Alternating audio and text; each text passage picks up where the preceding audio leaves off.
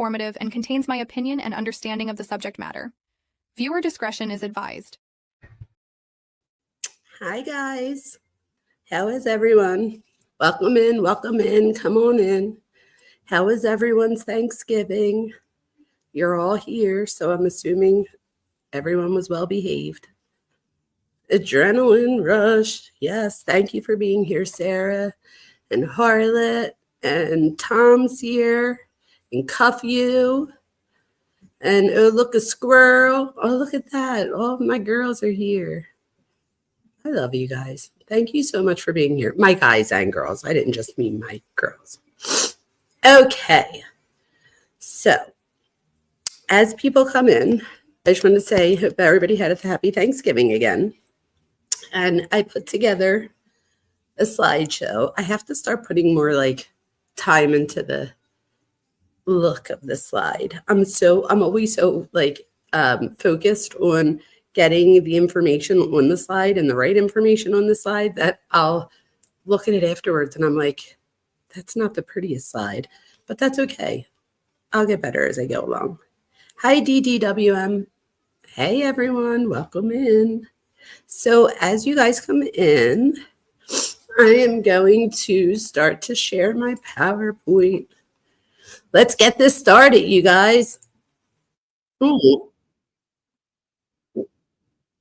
That was not what I was going for. Let me try this one. Let me try that again. Okay, here we go. I can never do it without it like going the way I plan. All right. Okay. So let me just make sure you guys are seeing what I'm seeing, which I think you are. You guys, I'm going to be looking for my new computer stuff in the next few days. So I'm so excited about that. You're on your phone, so I can listen and type but not see. It's okay, Sarah, because I'm going to be talking, so you'll hear it all. Hi, VW Natural. How are you? Come on in, you guys. I can't believe all of you are all here. Thank you all for supporting. I appreciate you so much. You have no idea. So I will start my little PowerPoint that I have going. And then as people come in, they can watch it and people can watch it on the replay. That's great too. But let me get all of my notes up. I have everything right here. Okay, so tonight we're going to dig into the death of Annakepner. So this is a wild case, you guys, right? So we've already covered this last week. There was like 3 documents that were out then. Since then, many documents have dropped. Plunder True Crime. So Plunder True Crime, Paula, if you're listening, we appreciate you. I am part of Paula's Patreon, so I get access to her FOIA request. So I have 25 new court documents to share with everyone, and I put them within my PowerPoint slide so that as we go through it, I can get to the document that I'm looking for without scrambling. So let's see, hopefully this goes smooth. All right. So we've got the cruise ship, like this is a whole thing, contradictory timelines. There's FBI involvement, a custody battle happening at the same time. So as we go through this, think along with me, okay? So I might ask questions as we go along that I'll ask you to write answers to in the chat. So please do that as we go along. Drop all your thoughts in the chat. Just everybody be respectful. That's all I ask for. Thank you to all my mods who are here tonight helping me. I appreciate you. I would be nothing without any of you guys. So thank you all for being here. Please subscribe if you haven't already. I have to learn how to put on subscriber chat only so that'll help with subscribers. But so I'm just putting my faith out there that you guys will subscribe and like so that I can get into the algorithm. I appreciate you. I'm still a new creator, so I need your help. Okay, so let's investigate this together tonight. Okay, so we're going to investigate this together tonight. Okay, so here's a little bit of an overview of the case. So here's the big picture. Anna died during a Carnival cruise in November of 2025. So right away, things get messy with 2 different reported dates, the 7th and the 9th. I think we've come to find out since that the 7th is when they believe she passed away, but the 9th is when they were able to take her body off of the ship. And I think that's where the two dates are coming from. If somebody has different information, please share in chat. The FBI is referenced multiple times in these filings that I'm going to share with you tonight. And the custody situation back home was already tense before they ever go on this cruise. So we already had conflict before we even, go there. So the next thing is the Carnival letter breakdown. So Carnival issued a letter that was dated on November 7th, 2 days before the official date of death. It says that in the hallway around stateroom 8367 had to be cleared, and that authorities were already on board before the ship arrived. So that raises immediate questions about what was known and when, right? So I have that right here. This is the letter.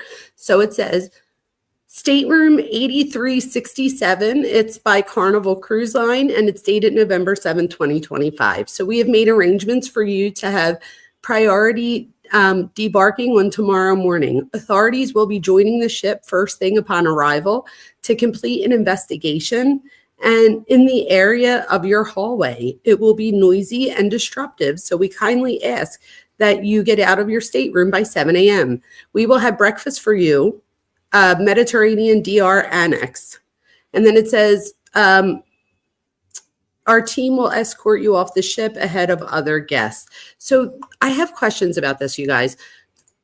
My question about this is, right, so passengers are reported being forced out of the hallway at 7 a.m., right, near stateroom 8367. So cruise ships don't clear hallways usually, right? So that usually signals that that's probably having to do with the crime scene, or at least an area where they believe that they would find evidence.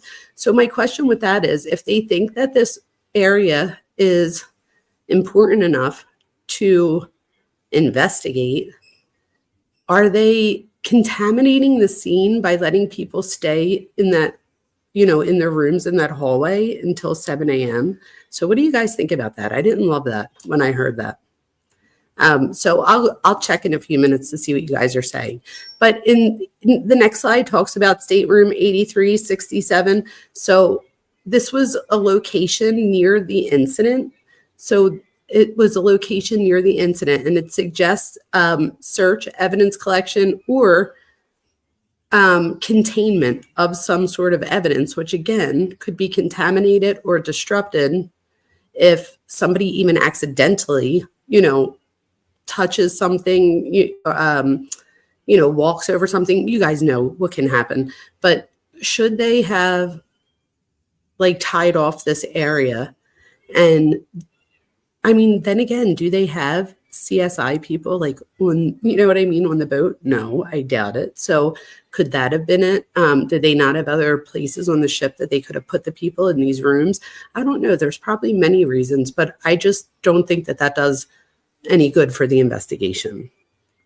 So in this next one, this next slide, this is some of the pre-cruise conflicts. So before they even go on the cruise, let's rewind all the way back. So before the cruise, there were ongoing custody issues. So DCF, or Child Protective Services, were involved in both homes. Okay, so they were involved in both homes. There was a firearms dispute, financial lawsuits. This was not a calm family environment leading up to the trip. So over here, I'm going to show you this first document. Okay. All right. Let me just make sure. Let me just make sure you're not seeing what I'm seeing. So I'm glad that I just looked. All right. Let me share my new screen. So let me see what you guys are saying. So we have, it was already contaminated. There you go. Thank you so much to the individual who gifted a membership to me. Oh, look at that. That is amazing. Yes, thank you for whoever gifted a membership. We appreciate you. I'm so excited. Look, you guys, welcome in. Everybody keep coming in. Welcome in. I appreciate everybody being here. Hi, Mary. Hi, Noro. Hi, everyone. Hi, Tony. Come on in, you guys. Thank you for being here. Okay, so let's look at the next thing I have here. Okay, so in this next document that we're going to look at, it is, here we go. Okay, so before we even get to the boat, we already have things happening. Oh wait, maybe I need to move this over. Hold on. We'll put that on regular, and then that way we can see it a little bit better. And I will scroll up. Let me see if I can make this bigger. I can. Oh, that was too big. There we go. That should be good. Okay, so I'm going to go over this document with you.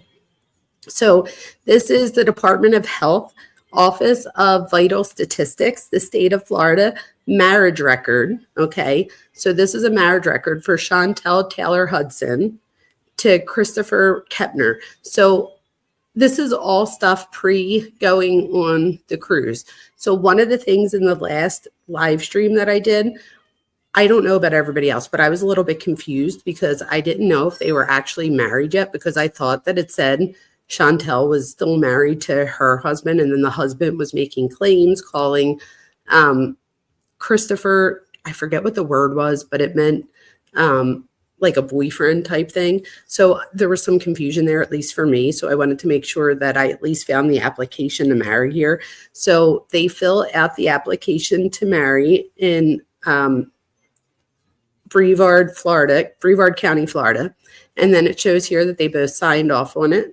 All right. So, and it has the notary republic down here, the seal. So let's keep moving on. Let me see what's the next thing I have here. And then I have another, let me show you this next one. Share this tab. Okay, so this next one that I have is the in the court 18th Judicial Circuit. We have, oh wait, this one has to do with the firearm, I think. Okay, so let's get into this a little bit. Wait, let me see. I might have did this on the wrong side. I might have this on another side. Let me just see real quick. Sorry about that. Because I don't want to go over it twice. So I just wanted to see what I have here. And if I can't find it, no big deal. We'll just go over it. And if we see it again, no big deal. We'll skip it, right? All right, so let's just do that. Let me just go over it now. And then there is a slide that I have for this, which is why I'm confused why I did this. But anyway, this is the plaintiff is the owner. And the plaintiff here is Michelle Johnson, and the defendant is Chantel Hudson. And the date on this is,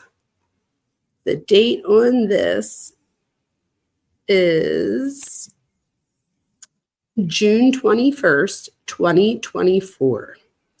So this is what's happening here. So here we have the said property being described as a 12-gauge shotgun, okay? So we have a 12-gauge shotgun and a 22 rifle. All right, so if the above merchandise is not in the possession of the defendant being in default of solid written instrument, the plaintiff pays the court to enter a judgment against the said defendant in the amount of $2,000 plus cost of the suit. That the true value of the property is $2,000, that the said property has not been taken for any tax assessment or fine levied by virtue of any law of the state of Florida, not seized under any execution or attachment against the goods, and shadows of said plaintiff liable to execution or in the defendant's possession by virtue of a writ of something sued out said by the defendant. The above named defendant has possession of the above described personal property and detains the same from the said plaintiff in the county of Brevard, state, Florida. Wherefore, plaintiff prays for the court to issue. I've never seen that. Prays for the court to issue in order to show cause why a writ of reprimand should not be issued. So then they sign over here. And then it says, Michelle Johnson, being duly sworn on oath, states the foregoing claim is a just and true statement of the amount. So she's just saying that this is the true, it's $2,000 is what she's saying. And then it says see attached. And if we keep going, I guess this is the attached. So this is the follow-up on the return of all my GUNs. So here we go. This is a message from June 18, 2024. It looks like an email message from Michelle Johnson to Chantel Hudson. So it says, "Hello, Chantel. I am following up on our conversation from June 5th, 2024 at Hernando County Court's 3rd floor, where at which time I gave you a formal letter requesting the return of my GUNs, or you will be held responsible for the cost in replacing them. It stated that the UNs and serial numbers at which time you admitted to having them say that you had the bills of sale, at which time your attorney took the letter as you said, I have the bill of sale, and I replied that you may have the bill of sale in your possession, but if you or your attorney read it, you will not see anywhere on there that it says that the UNs are to go to you. In fact, it states that they are to go to Andrew and Thomas, ! Since they're still registered to myself, I need them back until I personally go with them to transfer ownership. And that Timothy's UNs was being held in a safe by Todd Hall. So I have waited 2 weeks for you to either return them to myself, Andrew, or Thomas, and you've still refused to do so. So you leave me no choice but to file a civil case against you. You are being made aware of this matter as a last effort to avoid any and all fees that you will be responsible for and court fees and or replacement of all property. And then it says, my efforts to receive my property are as follows. On May 22nd, 2024, there was an email.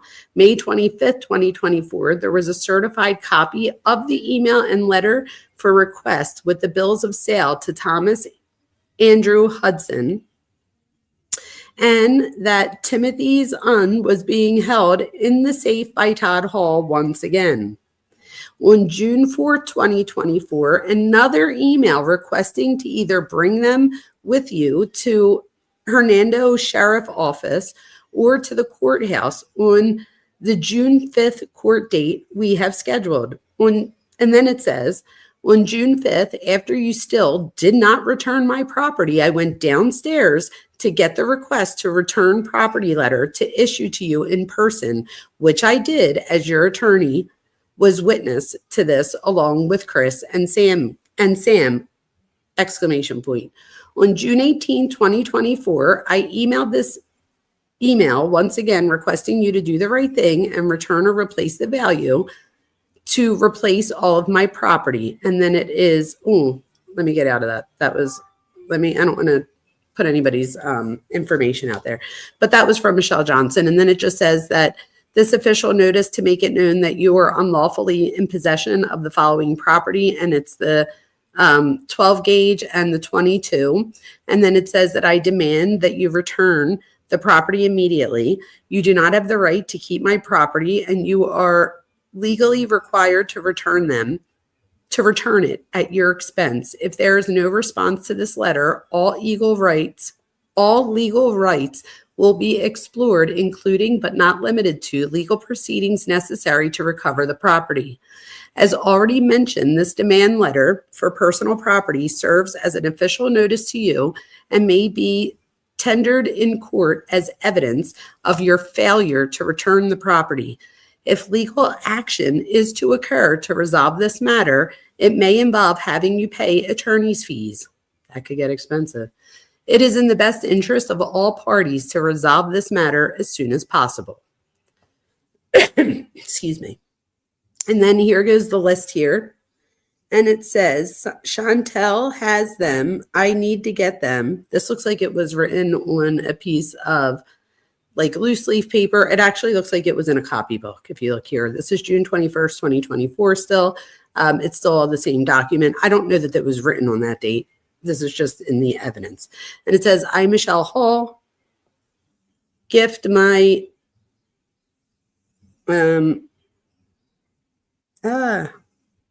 it says that I gift them to Thomas. I don't know why it looks so weird here. And Andrew Hudson. Oh, Timothy Hudson as follows. And then this is just everything that she pretty much said here. It said, oh, this is hard for me to read on my end. Savage. I don't know if my glasses would help. Oh, it's just saying the model and stuff. And it's saying that they should get the 22 goes to Thomas and that it was sold by, and it gives the who sold it. So this just goes into everything and they sign it. Over here, it says, you are also in possession of the 22 still. And then it says, feel free to call or text or email me with the time and location for pickup, or I am willing to meet with an officer at the end of the drive to avoid Chris Kepner's trespass warning issued last month. Oh, wow, you guys. So Chris Kepner gave a trespass warning last month, I guess, saying if you come on our property, we'll call the police. And then it says, thank you, please, with prayer hands, give Timothy and Brooke all of our love. We all have loved and missed them dearly. It is absolutely a very sad and heartbreaking ordeal that they have been placed in. They should in no way be hurt or manipulated the ways that they have. I know, as well as you know, that they love their father very much, and they are absolutely in no fear of him, or were not in fear of him prior to you manipulating, controlling, and brainwashing them for the past month. Oh, wow.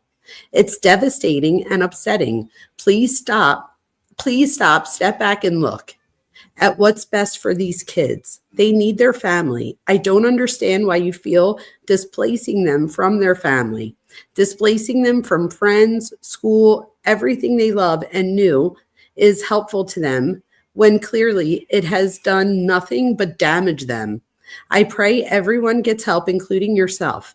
I never thought the day would come that you would become the person you've become, and that is simply the person you've despised growing up yourself. Damn, please get help. You know firsthand how hurtful it is when your parent manipulates family members to keep them out of your life. You yourself said you blocked 10 years of your childhood because of what your mother did. Please, God, do not do that to my grandchildren, your children. Thomas's children need the entire family. We all love them. Stop this craziness, please. And then it says, sincerely, Michelle Johnson. It says, with no response to my attempt via email, I am sending you this second and final attempt via certified mail. There are multiple witnesses that say you do have the uns in your new address above, so please make arrangements to return them ASAP. And then here goes another Gmail, and it says, this is a reminder that you are in possession.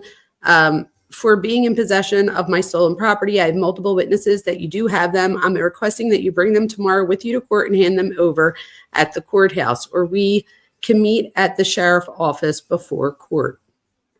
And then here goes the certified mail receipt saying that they got it. Oh, this person kept all the receipts. Okay, so let's jump back over here to you guys and let's see what you're saying real quick. And then I'll put up the next slide. Hi, everyone. Welcome in. Welcome in. We have a lot of people in chat right now. Thank you for being here, everyone. I appreciate you all. Hopefully, if anyone has questions, you could pose them to my mods. My mods are actually very intelligent and they're very up to date on all of the cases, including this one. So if anyone has questions, and if I don't see it right away, hopefully one of my mods can answer it because I know that they're up to date on all of this.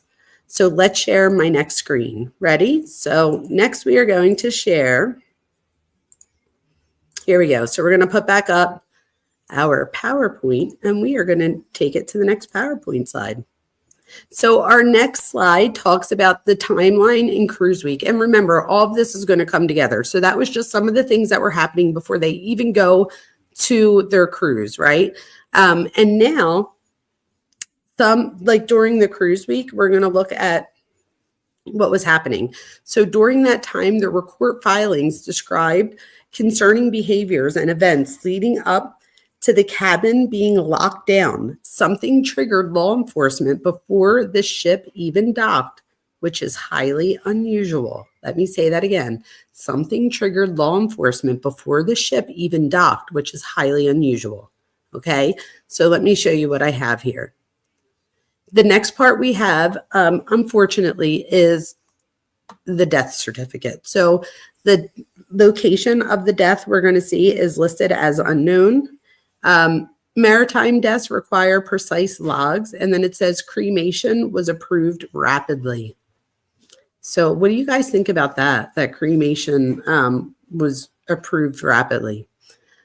Okay, so what I have here is that the death certificate lists the location as unknown, which is extremely rare for these cases, and cremation was approved very quickly despite federal involvement, which is another oddity. So I don't know what you guys think about that. Let me show you what this looks like real quick. Okay, I think I have to share a new screen, so let me stop that one and share the death certificate. Okay, you guys, so here we go. This is the death certificate, and if you look here, it says the certificate of death, and then it has the number, all of the things, and it says here, let me see if I can make this bigger.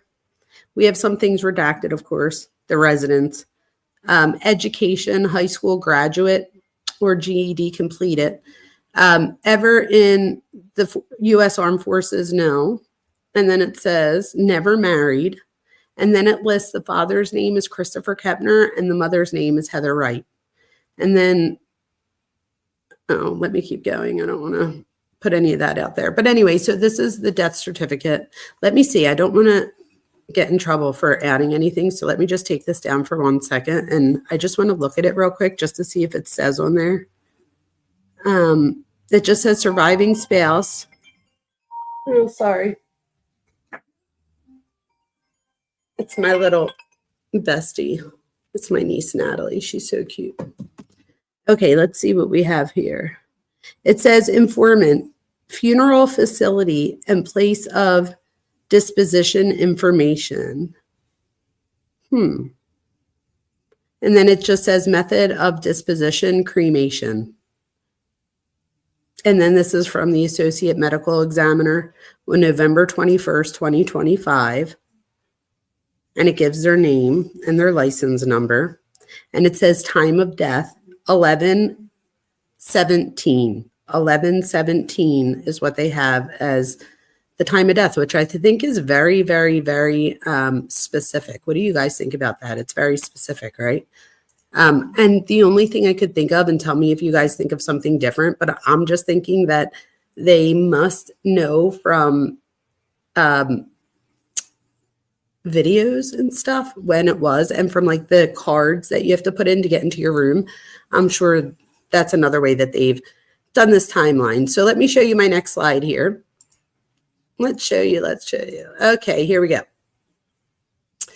Next thing we have is that there is an FBI investigation, right? So the FBI is directly referenced in the filings, okay? So the child, TH, I think the Eagles are on.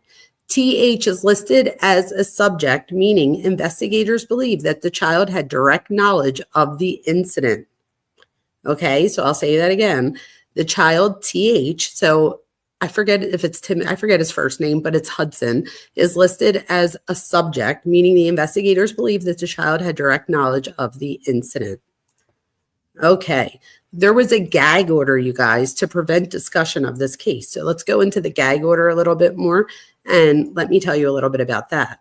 So with the gag order, a gag order was filed immediately after the death to prevent discussion from the father, the media, and the court. Filing something that restrictive so quickly raises questions, in my opinion. I don't know what you guys think about that, but let me show you the document I have here. And I'm going to come back over and share this with you. Okay, so let me stop this share. I think the Eagles are on. All right, let's see. Okay, So if anybody hears any screaming in the background, that's what it's about. Okay, so over here we have, this is Family Law Division. So here we have the former marriage of Thomas Hudson, and the respondent is Chantel.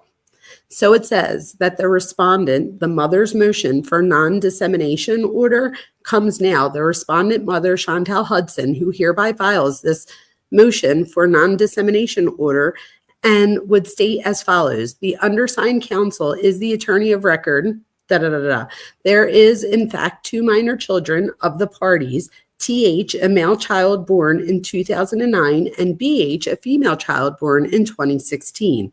An extremely sensitive and severe circumstance has arisen where there is an investigation being conducted by the Federal Bureau of Investigations, or the FBI, arising out of the suspected murder of the respondent mother's stepdaughter. They could have just said stepdaughter, right? I guess not, whatever. The minor child, TH, is currently the subject of the active FBI criminal investigation. There is good cause for the need to protect the privacy, sensitivity, and well-being of not only the minor child, TH, but the other individual family members involved. The undersigned counsel's office was contacted by several reporters stating that the father has made comments and they would like to fact check the history. So it says, if the foregoing is correct, then this conduct of the petitioner father may cause substantial risk and harm to not only the minor child and grieving families, but also may impede the active criminal investigation. There is substantial risk that confidential information is being revealed to third parties and that the public, through electronic communication, social media, or other disclosure to individuals who are not authorized to receive such information. The press is also reading and televising court documents, filed by the parties in this case. Meanwhile, I'm not saying whoops, I take that back. This is our right. This is public record. So the press is also reading and televising court documents filed by the parties in this case, and then incorrectly televising the information contained within. So let me just make this clear. I am reading right from the court document. So unless somebody in these court documents are, not telling the full story, it's not, I'm reading exactly what is being filed in the court. So there you go for that one. Disclosure of information of any kind regarding the parties may jeopardize the integrity of the ongoing investigation and may expose the minor child, TH, and the other grieving family members to significant and possible or irreversible harm. The respondent mother is requesting this court to shield the family from unnecessary and potentially harmful public exposure. So this says the respondent or mother, and that has Chantel listed. So it says the respondent mother is requesting a non-dissemination order prohibiting either party from discussing, disclosing, posting, whether verbally, electronically, or through social media, disseminating any information of any kind and any seal of the court file similar to dependency cases where the court documents are not available to the public, and in addition, specifically concerning and these following things. So the FBI's active criminal investigation of the minor child, TH, any disclosure of information regarding active FBI criminal investigations that may involve the parties and the minor children of the parties, any disclosure or information regarding the pending family court proceedings, including any dependency actions, and then any disclosure or information regarding any DCF investigations, including investigations that may or may not be currently open in Hernando County, Lee County, and Brevard County, Florida. So you guys, I didn't get a chance to do this because I had this live set up, but all of the documents I was looking up the other night that I found all those connections were in this one county. I never looked into these other 2 counties, so I'm going to look into that. Any disclosure or information related to law enforcement activity to any third party, whether verbally, electronically, or through social media, prohibiting any party from providing documents, reports, text messages, photographs, records, or any other material relating to minor TH, any of the parties related to these proceedings, and any parties involved in the active FBI criminal investigation other than this honorable court, the parties' legal counsel, law enforcement, or authorized investigators, requiring that any further filings referencing the minor child or the parties of this action be submitted under seal in all capital letters, preventing public access to certain public records. Did you just hear what that said? Preventing public access to certain public records. Anyway, requiring any sensitive information be redacted, including names and other identifying information be removed from public court records. I'm fine with that. Restricting access to court proceedings, limiting who may attend certain hearings to prevent who can attend certain hearings in an effort to protect sensitive allegations. Don't know about that one. The respondent mother also requests that these proceedings be closed to the press in the event criminal charges are filed against the minor child. His right to a fair trial may be tarnished. Therefore, the respondent mother is requesting that the court close the proceedings in order to protect the interests of the minor child and the family. For the undersigned counsel request that this honorable court grants the respondent mother's motion for non-dissemination order prohibiting either party from discussing, disclosing, posting, or otherwise disseminating any information concerning the family court proceeding until the criminal investigation has concluded. Any other relief, if determined to be reasonable and just. And then it says, I certify that everything is true, and it's signed off on. And there goes that document. Okay, let me go to the next document. So let's see, how's everybody doing over here? I think the stepmother has so many secrets. I think it's going to come out in these court matters. Oh, I agree with that, right? Dr. Vona, maybe she's just a mama bear fighting for her baby. But I get a huge whiff of my son can do no wrong matter. Yeah, I get it. Oh, look, this girl. I'm not saying that if it was my child, I wouldn't, feel differently. But I am saying that as a matter of public record, like if we're talking about redacting information like names, addresses, absolutely. Even some of the stuff for the minor child, however, I feel like by telling people like you're not allowed, this would include, so let's say this gag order went through. That would mean that we would never have heard of that story about how the boyfriend allegedly, which I know this is hearsay, so if Chloe's here, or Travis or anybody in the legal field can help us with this, I'm assuming it's going to be hearsay. When the boyfriend said that he was on the phone on FaceTime with her and she had fallen asleep and that the brother had come in and laid on top of her, this 16-year-old, and that he said, what are you doing in here? And then the boy like runs off.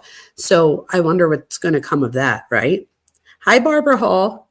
She's controlling, in my opinion. I agree with that. Cuffyu says that, in my opinion, it was negligent to put her in that situation, knowing that he had mentioned that he was attracted to her. I agree with that so much, right? I agree with that. Let's see. What else do we have? She chose him over what he did to her. Yeah, right. Check your supercharger. What does that mean? What about, I'll figure that out in a second, whatever that means. Let me see. Is there something here I have to check? No, I don't know. All right, well, we'll figure it out. So let's go to the next thing. Here we go, you guys. Ready for the next thing? And if anybody has questions, just, oh, here we go. Is this what you're talking? Sarah. Thank you, Sarah. I appreciate you so much. So 48 hours after death, one has to embalm for burial per OSHA rules. Really? What if, oh. So embalming, Sarah, will you tell us a little bit about that? So with embalming, that's that's what they would do before like a viewing, right? So that people could view your body. My daughter wants to be a mortician, and Sarah has Sarah's a mortician, you guys. She's a lot of things. She's a mortician. She's a behavioral analyst. Sarah, thank you so much. I appreciate you. So she's very knowledgeable if anybody has any questions while I am reading over these. So thank you. Embalming is not necessary. Okay. See, I don't know. I'm the psychologist, so I'm not sure if it is necessary. I'm not sure. So the media is talking about the real father wants her paramour, that's the word, to take stand to make him testify against the stepmom. This is the thing, Ramona. And hi, Ramona. Thank you for coming back. My question is this. I know, and this is going to sound terrible, but being Italian, I know that like if you're on the stand and like your wife or husband doesn't have to testify against you if you're married. So does anybody know if they're married? We see that there's a marriage certificate, but I mean, a marriage certificate for marriage, but it doesn't say if they were married. So it's the marriage license, not necessarily the actual marriage. So I don't know if anybody knows if they're really married, but if they're not married, that very well could be the trick, right? If they are married, however, I don't think you can compel the spouse to get on the stand. So if anybody in here is in the legal field, please let me know if that's true. I want to become tree-like for real. You can do that. That's great. All right, hold on. So let's do the next one. Ready? So let's see what we have next, you guys. So let me go back to our PowerPoint. See, I'm staying on track here. We have so many people in chat, you guys. Thank you so much, everyone, for being here. Please subscribe, like, share, do all the things. I appreciate each and every one of you. And having so many people come last week in the live, and even after the live, you guys made this possible. I got the most views that I've ever gotten since I've started YouTube that day. So I do appreciate you. And this is probably the second highest that I've ever gotten. So I do appreciate each and every one of you that are in here. And one of the ways that you could support me for free is just to like it and to share it so that, and subscribe so that it gets in the algorithm and other people get to view my video and therefore get to know us. So let's go back to this, you guys. So this was the last thing we went over was the gag order attempt. Next, we have subpoena to Christopher Kepner. Okay, so Christopher Kepner is the dad. So we have a subpoena to Christopher Kepner. So a subpoena was issued on November 25th for Christopher Kepner right after the gag order attempt. So it says attempt. Investigators wanted information, not silence. So the investigators wanted information, not silence. So let me show you this. All right, so we have two documents on this slide. So I have to stop sharing so that I can reshare this screen. All right, so this first one that I have here for you guys is, let me make it bigger. Okay, so this one is, Synchrony Bank is the plaintiff versus Tabitha. So the owner of the default debt at issue sues the defendant, Tabitha Kepner, who is the dad's ex-wife. Let me just give you a brief in case you're just joining and you don't really know much about this. Tabitha is Christopher, so Anna's dad. It's his second wife.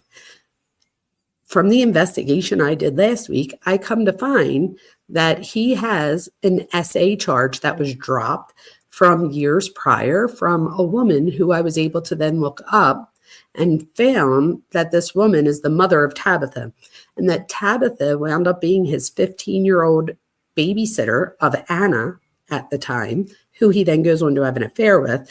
And the charges get dropped because he winds up marrying her.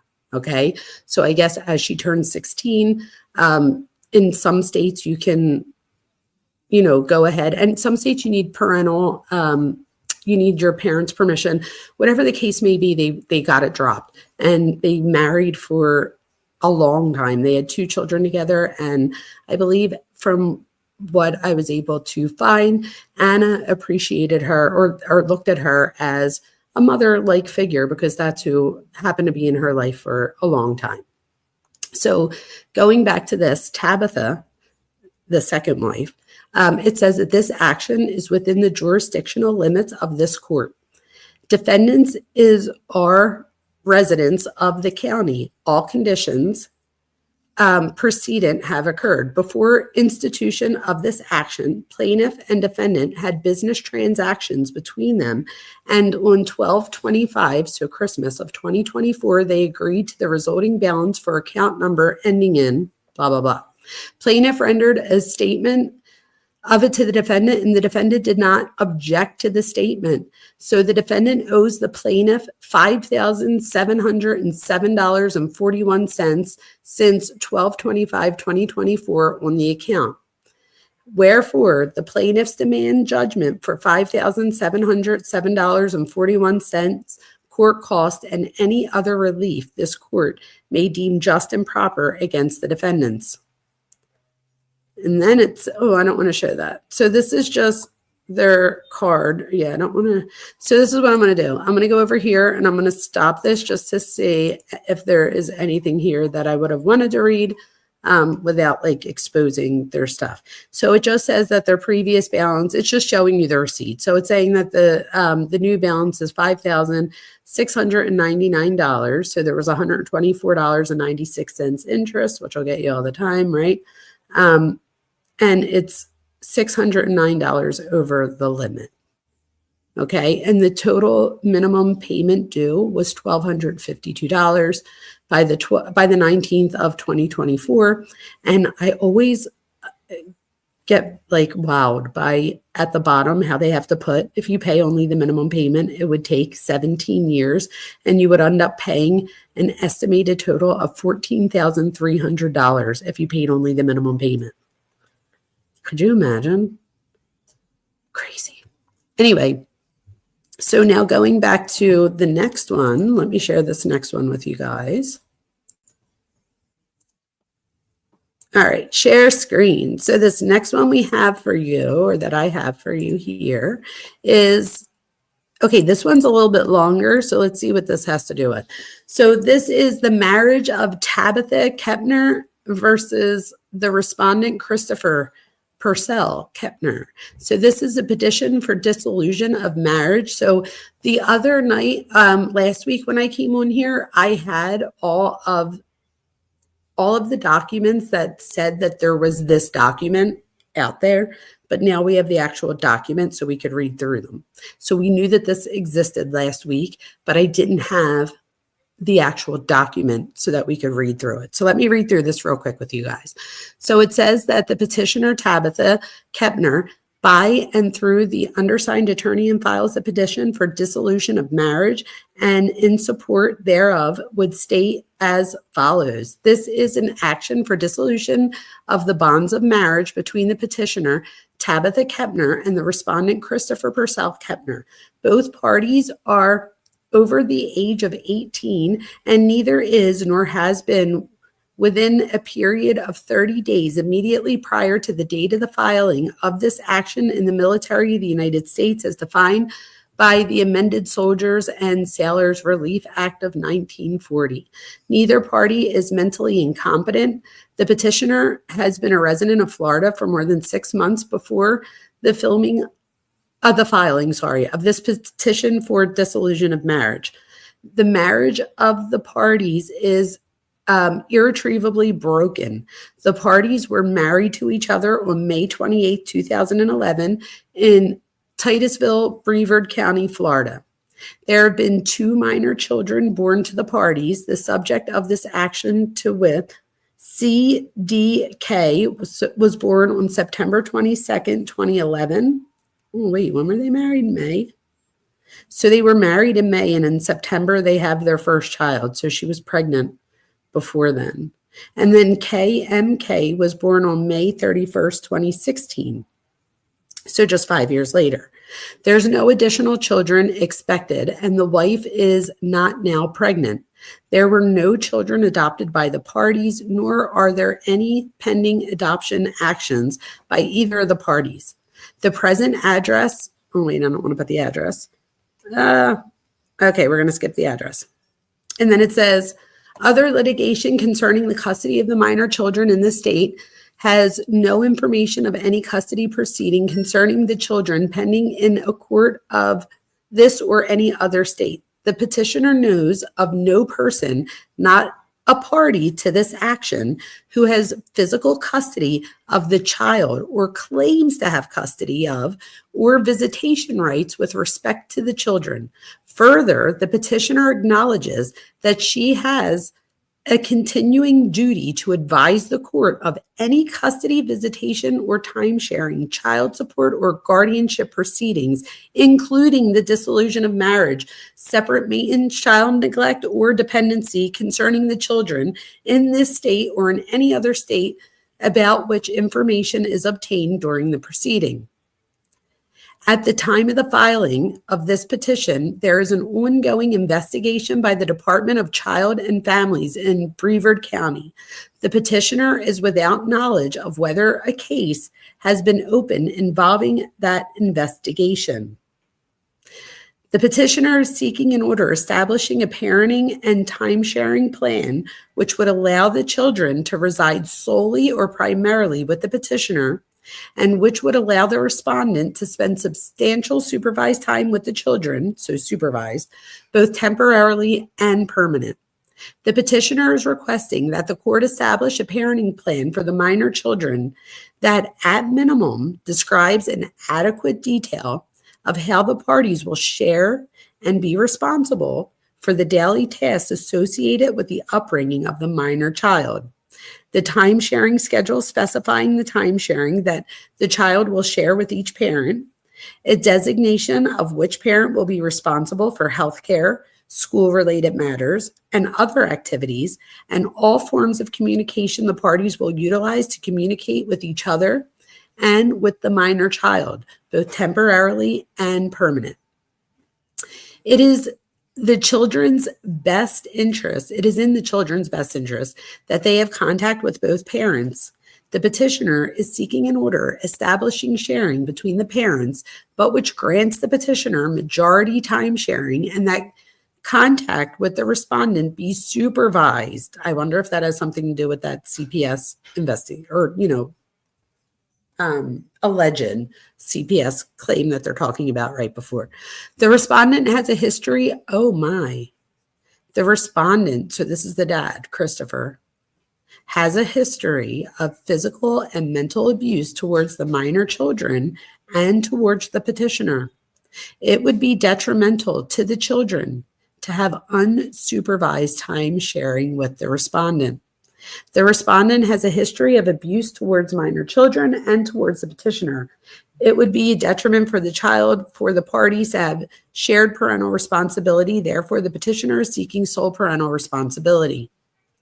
The petitioner is seeking an order establishing child support in accordance with the child support guidelines and the time-sharing plan established by the court, both temporarily and permanent, and retroactive to the date of filing of this petition. The petitioner is requesting that the court issue an order which entitles her to declare the minor children as dependents on her federal income tax return every year, both temporarily and permanent. The petitioner is requesting that the respondent furnish life insurance as security for the payment of child support, both temporarily and permanent. The petitioner respectfully requests that the court enter an order allocating the responsibility of the parties regarding health and hospitalization insurance for the child, both temporary and permanent, including any acceptable premiums, deductibles, and uncovered expenses for the child's medical, dental, orthodontic, pharmaceutical, psychiatric, psychological, and optical expenses, both temporary and permanent. The parties have obtained certain assets and have incurred certain debts and liabilities during the course of their marriage, which should be equitably distributed among the parties in accordance with the provisions of Florida Statute Section 61.75 and other applicable law. In doing so, the court should take into consideration the following: any dissipation of assets, the right to any appreciation or enhancement in value of non-marital property, and the right to unequal distribution if justified by the facts of the case as developed through discovery. The parties own a marital property with this street address that I'm going to skip, and then it says about the lot, and it says that this property is a marital asset and should be equitably distributed. Pursuant to Florida Statute 61.08 of 2020, the award of alimony is presumed to be appropriate based on the following factors: the standard of living established during the marriage, the duration of the marriage, the age and physical and emotional condition of each party, the financial resources of each party, including the non-marital and the marital assets and liabilities distributed to each, their earning capacities, educational levels, vocational skills, and employability of the parties, and, when applicable, the time necessary for either party to acquire sufficient education or training to enable such party to find appropriate employment. The contribution of each party to the marriage, including but not limited to services rendered in homemaking, childcare, education, and career building of the other party. That's a big one. The responsibilities each party will have with regard to any minor children have in common, the tax treatment and consequences to both parties of any alimony award, including the designation of all or portion of the payment as non-taxable, non-deductible payment.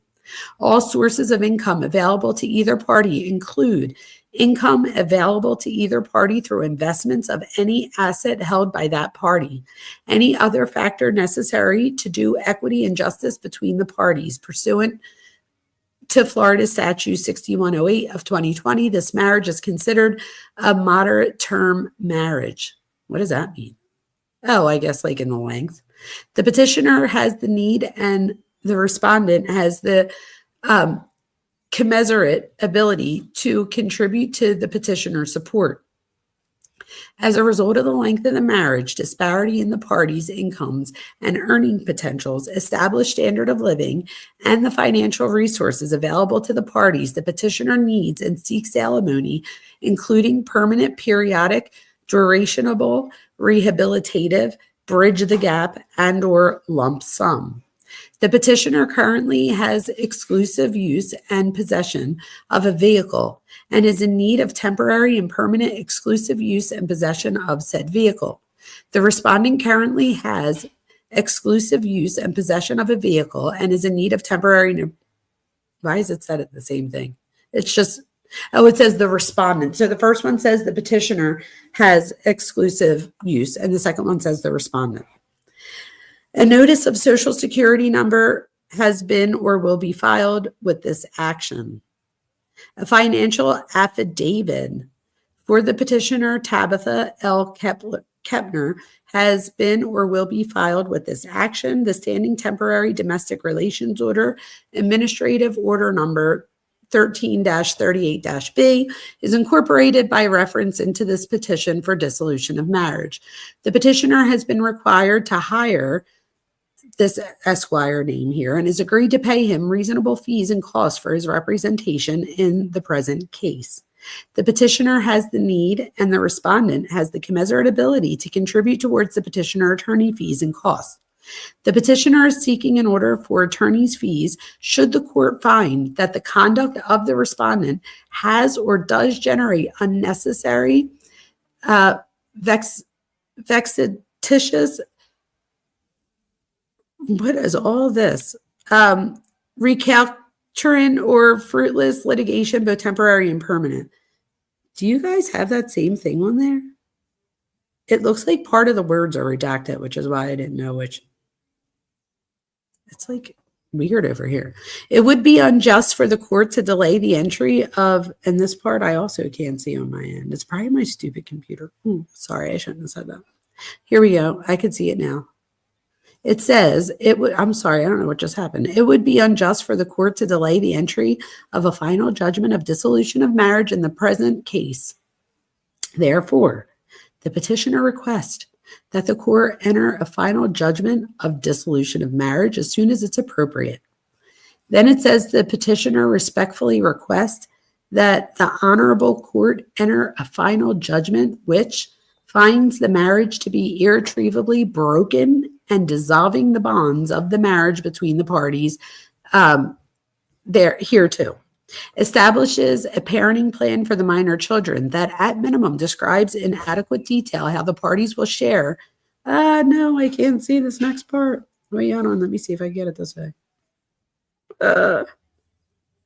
I think it says for how the parties will share the tasks associated with the upbringing of the minor children, the time sharing schedule, specifying, that's what it says, specifying the time sharing that the children will share with each parent, the designation of which parent will be responsible for the healthcare, school-related matters, and other activities, and all form of communication the parties will utilize to communicate with each other and with the minor children, both temporary and permanent.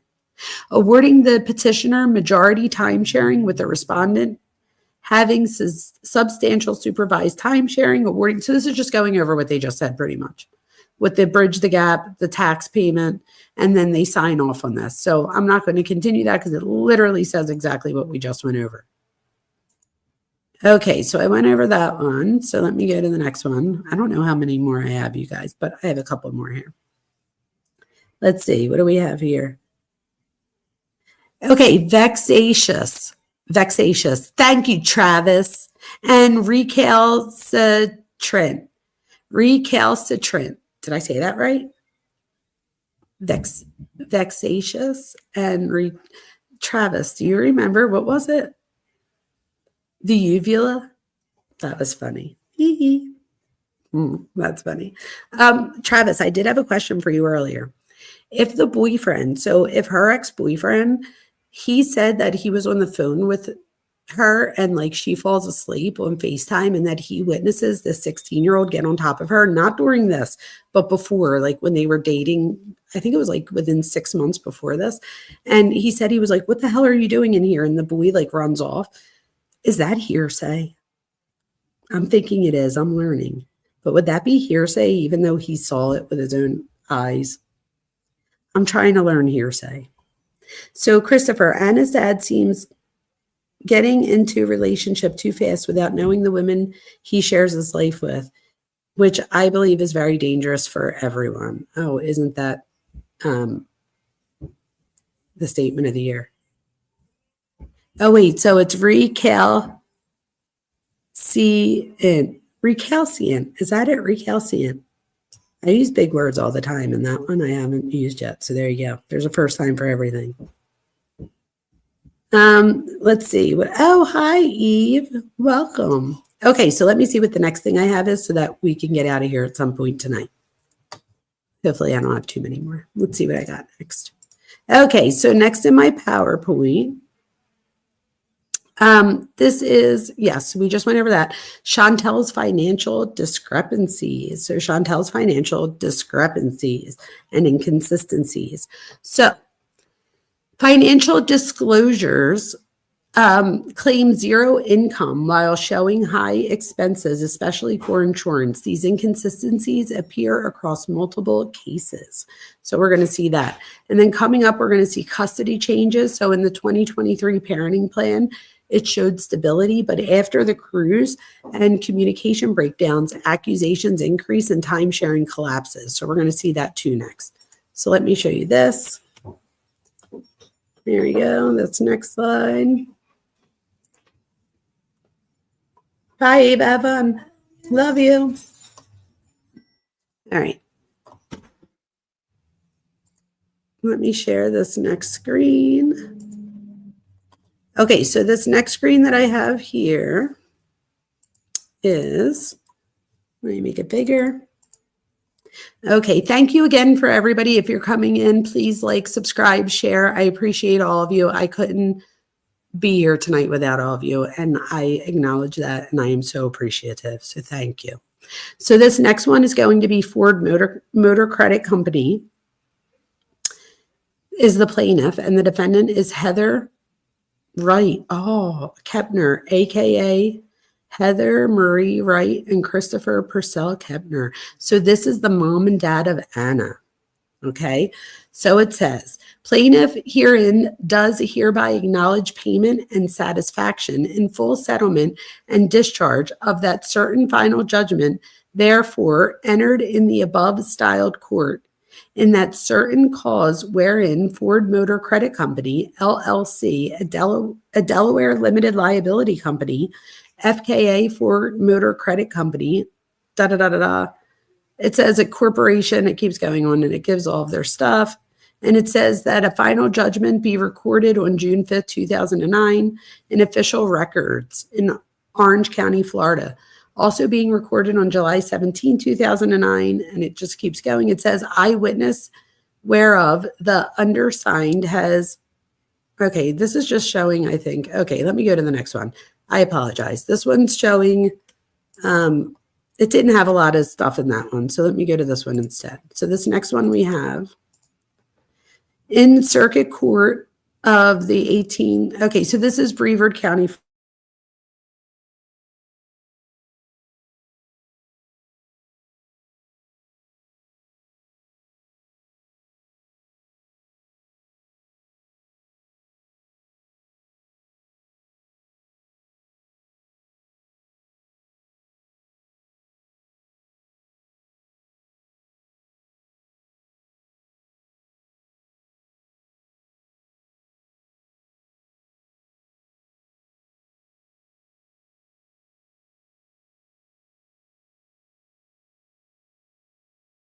Andrew Michael Hudson, which we could use his name now. He's of age.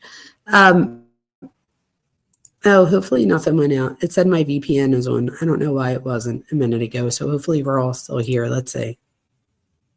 Oh yeah, it looks like we're here. Okay. So it says that, let's see. Okay, so we're looking at the support obligation, and it says that it has been or will be reduced or terminated due to the emancipation of the minor child or children, as provided by Section 61.1410 and 61.13013B. Florida statutes, payment continues, excuse me, at the rate in effect immediately prior to emancipation until all amounts owed are paid in full or until modified by the court or until modified by the department if payments are due under an administrative support order. According to the department's records, the amount due for current support, past due support, which includes retroactive support, arrangements, and cost, and the total amount due upon emancipation are or will be. So the current support right now is $1,732.35 a month. Past due support is $743.15, and the total amount due is $2,475.50. Payments or deducted income that is more than the current support obligation must be credited to the past due amount owed by the obligor. So this is on November 5th, 2025. So this is a new, oh, I see. So this is as of November 5th, 2025, and he becomes of legal age. Oh, well, okay. So this is just showing you that they want to cut the child support because he's now going to be old enough to be considered an adult.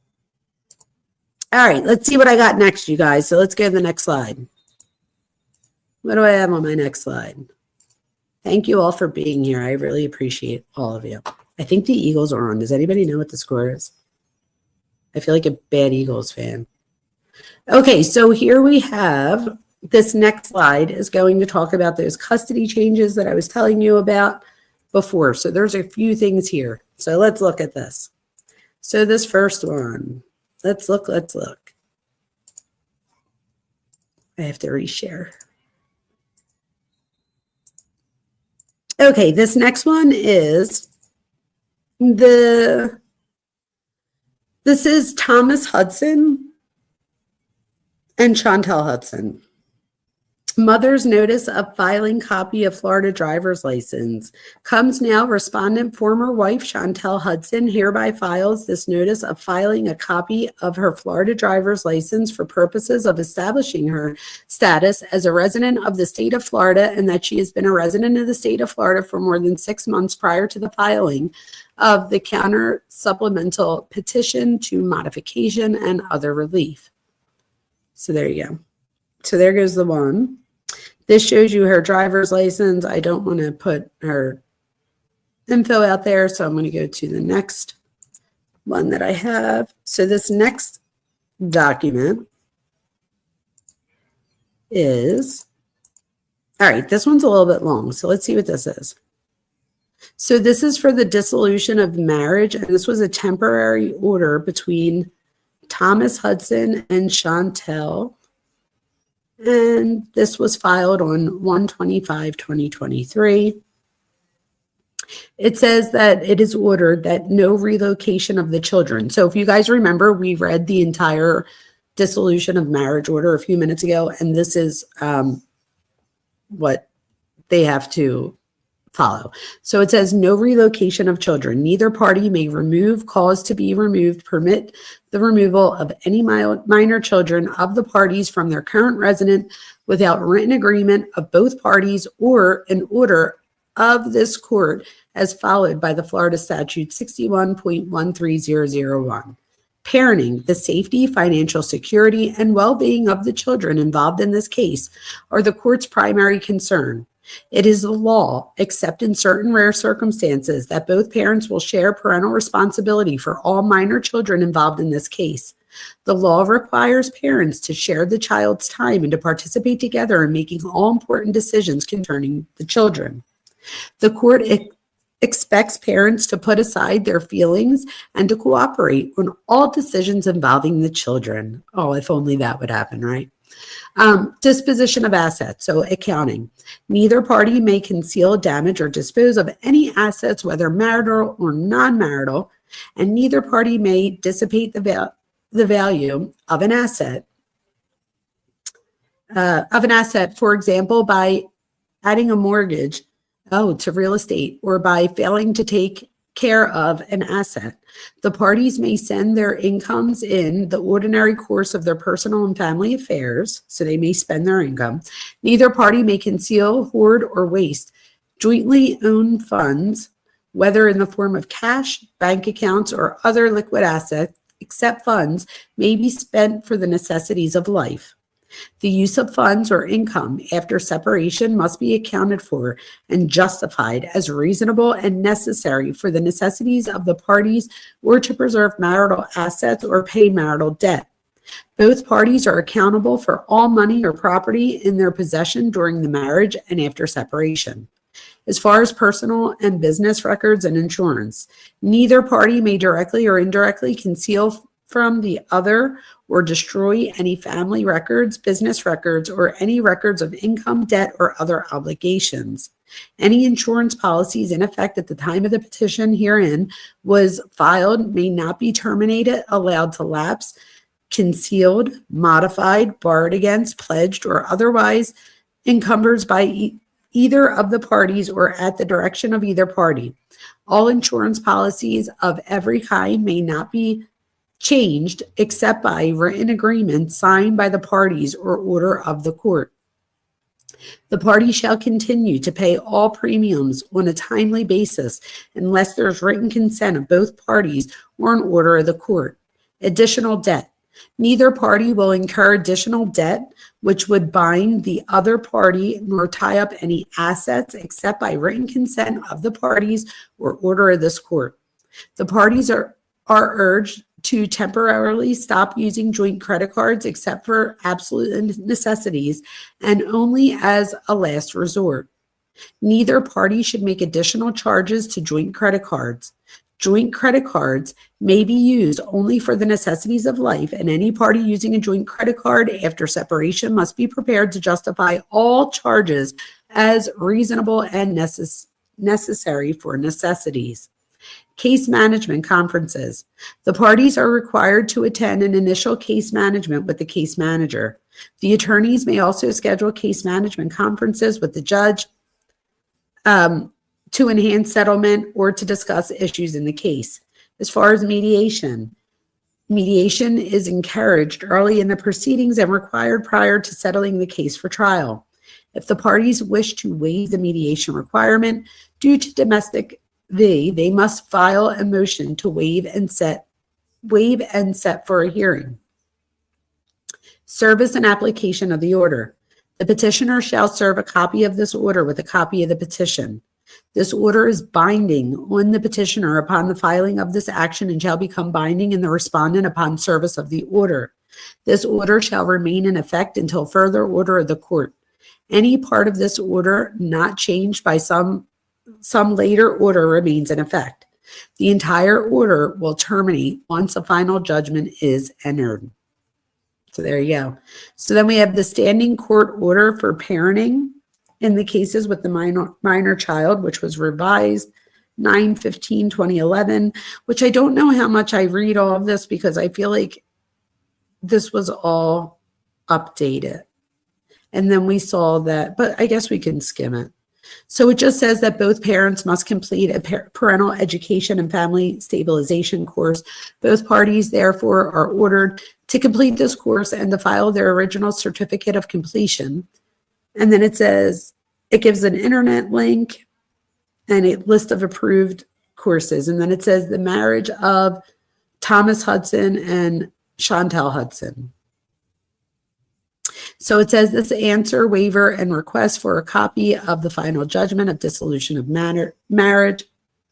It says that the respondent, Chantel, files the waiver of dissolution of marriage, and it says respondent answers the petition filed in this action, admits all the allegations. By admitting all the allegations in the petition, respondent agrees to all relief requested in the petition, including any requests regarding parenting and time sharing, child support, alimony, distribution of marital assets and liabilities, and temporary relief. Respondent waives notice of hearing as well as all future notices in connection with the petition of dissolution of marriage is filed. The respondent also waives appearance at the final hearing. The respondent requests that a copy of the final judgment of dissolution of marriage entered in this case be forwarded to the respondent at the address below. A complete Uniform Child Custody Jurisdiction and Enforcement Act affidavit is filed with this answer. And then it talks about the social security numbers, and I understand that this is all correct. And then we keep going, and this next one is general information, which I'm going to keep going through. Certificate of completion. Oh, so this is, he did the parent education and family stabilization course in 2022. So he started it on 12/3/2022, finished the class on 12/3/2022. So it was only 1-day class. And then Chantel's Hudson certificate of completion, same thing, 12/4/2022, finished 12/4/2022. So they both did that. That gives his license. It gives her social security number, and then she signs off on things. So maybe this isn't as long as I thought. This is another notice of social security number. And then we have the petition. It gives the jurisdiction. It gives the different dates. It says marital assets and liabilities. There are marital assets or liabilities. All marital and non-marital assets and liabilities or will be listed in financial affidavits to be filed in the case. And it says that they've been divided by a written agreement between the parties, which is attached. So there you go. It says the petitioner forever gives up his right to spousal support, alimony from the other spouse. The minor children currently reside with the respondent. The parental responsibility, it is in the child's best interest that parental responsibility be shared by both parents. And then it says that the family be ordered to comply with the parenting plan that includes parental time sharing with the children. For purposes of parenting plan, the petitioner will be referred to as petitioner and the respondent will be referred to as respondent. The petitioner states that it is in the best interest of the children that the attached proposed parenting plan should be adopted by the court. The parties have agreed to the parenting plan. This schedule is in the best interest of the children because it allows both parents to be involved in the child's upbringing. Then it says, as far as child support, that the petitioner requests that the court award child support as determined by Florida's child support guidelines. A completed child support guideline worksheet is filled out with this petition. Such support should be ordered retroactive to the date of filing of the petition. The petitioner requests that medical dental insurance for the children be provided by the respondent. The petitioner requests that uninsured medical dental expenses for the children be paid 1/2 by the petitioner and 1/2 by the respondent. And then it says section 5 requests. Is that what that is? Petitioner requests that the court enter an order dissolving the marriage and distributing marital assets and liabilities, adopting or establishing a parenting plan for responsibility and time sharing of the dependent children, and then establishing child support for dependent or minor children common to both parties, such as requested in Section 4 of the petition. And then they sign off to it. Then same thing here. It just checks off the dissolution of marriage, and then they sign off. So finally, we're done with that one. That was a long one, right?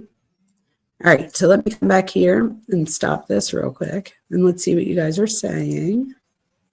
Hi, everyone. We have so many people in here. Welcome, everyone. As in a cookie cutter form for dissolution, I don't know. I have to be honest with you guys. I'm the therapist, not the lawyer, but we have a lawyer on here. So there you go, Travis. This is all you, Esquire.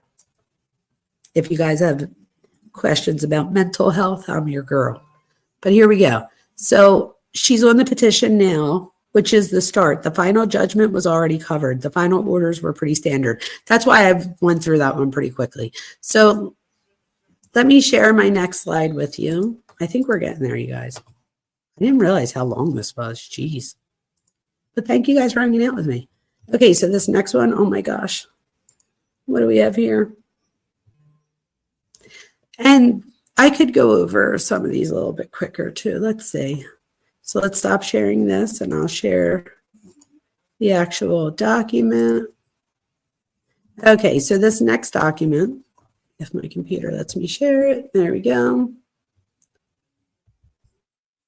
Okay, so this document is emergency motion for temporary relief, and this was filed, you guys. So this one is important.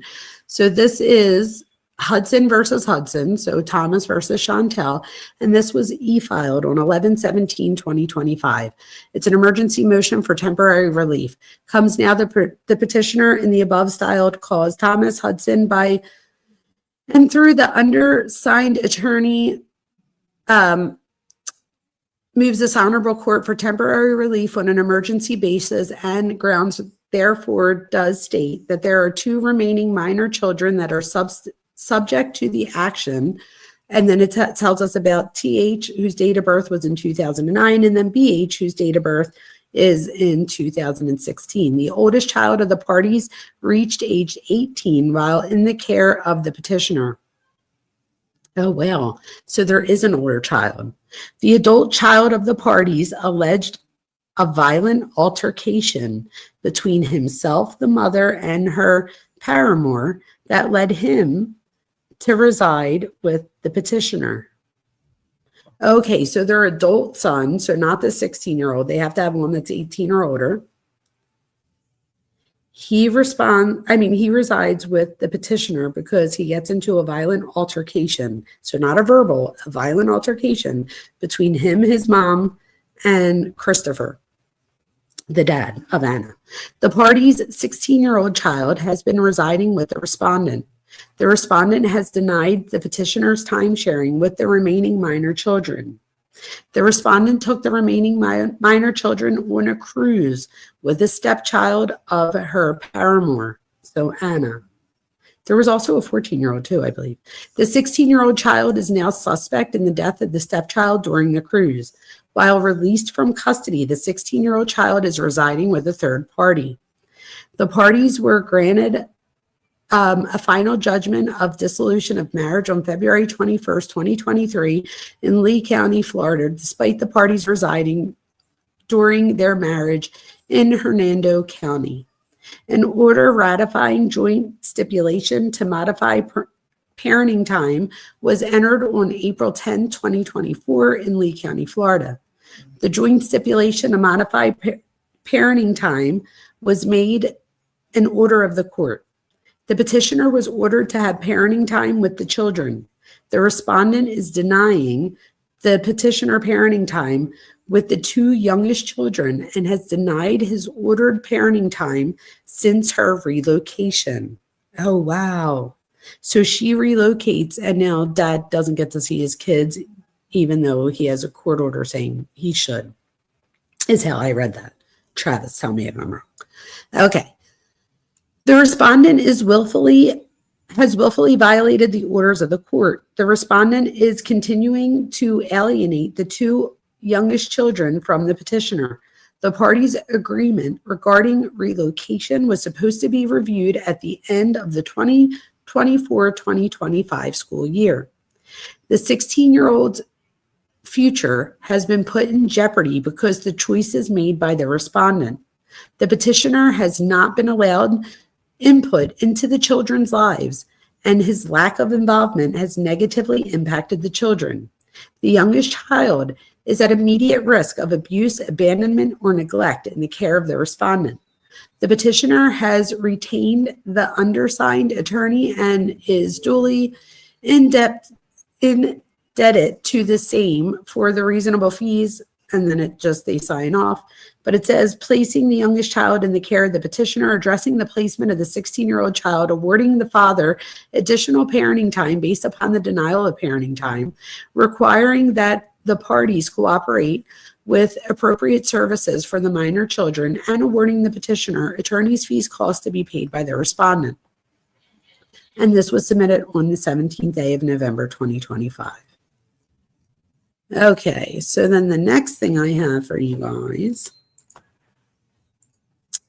is this right here. So this was filed on 11/18/2025.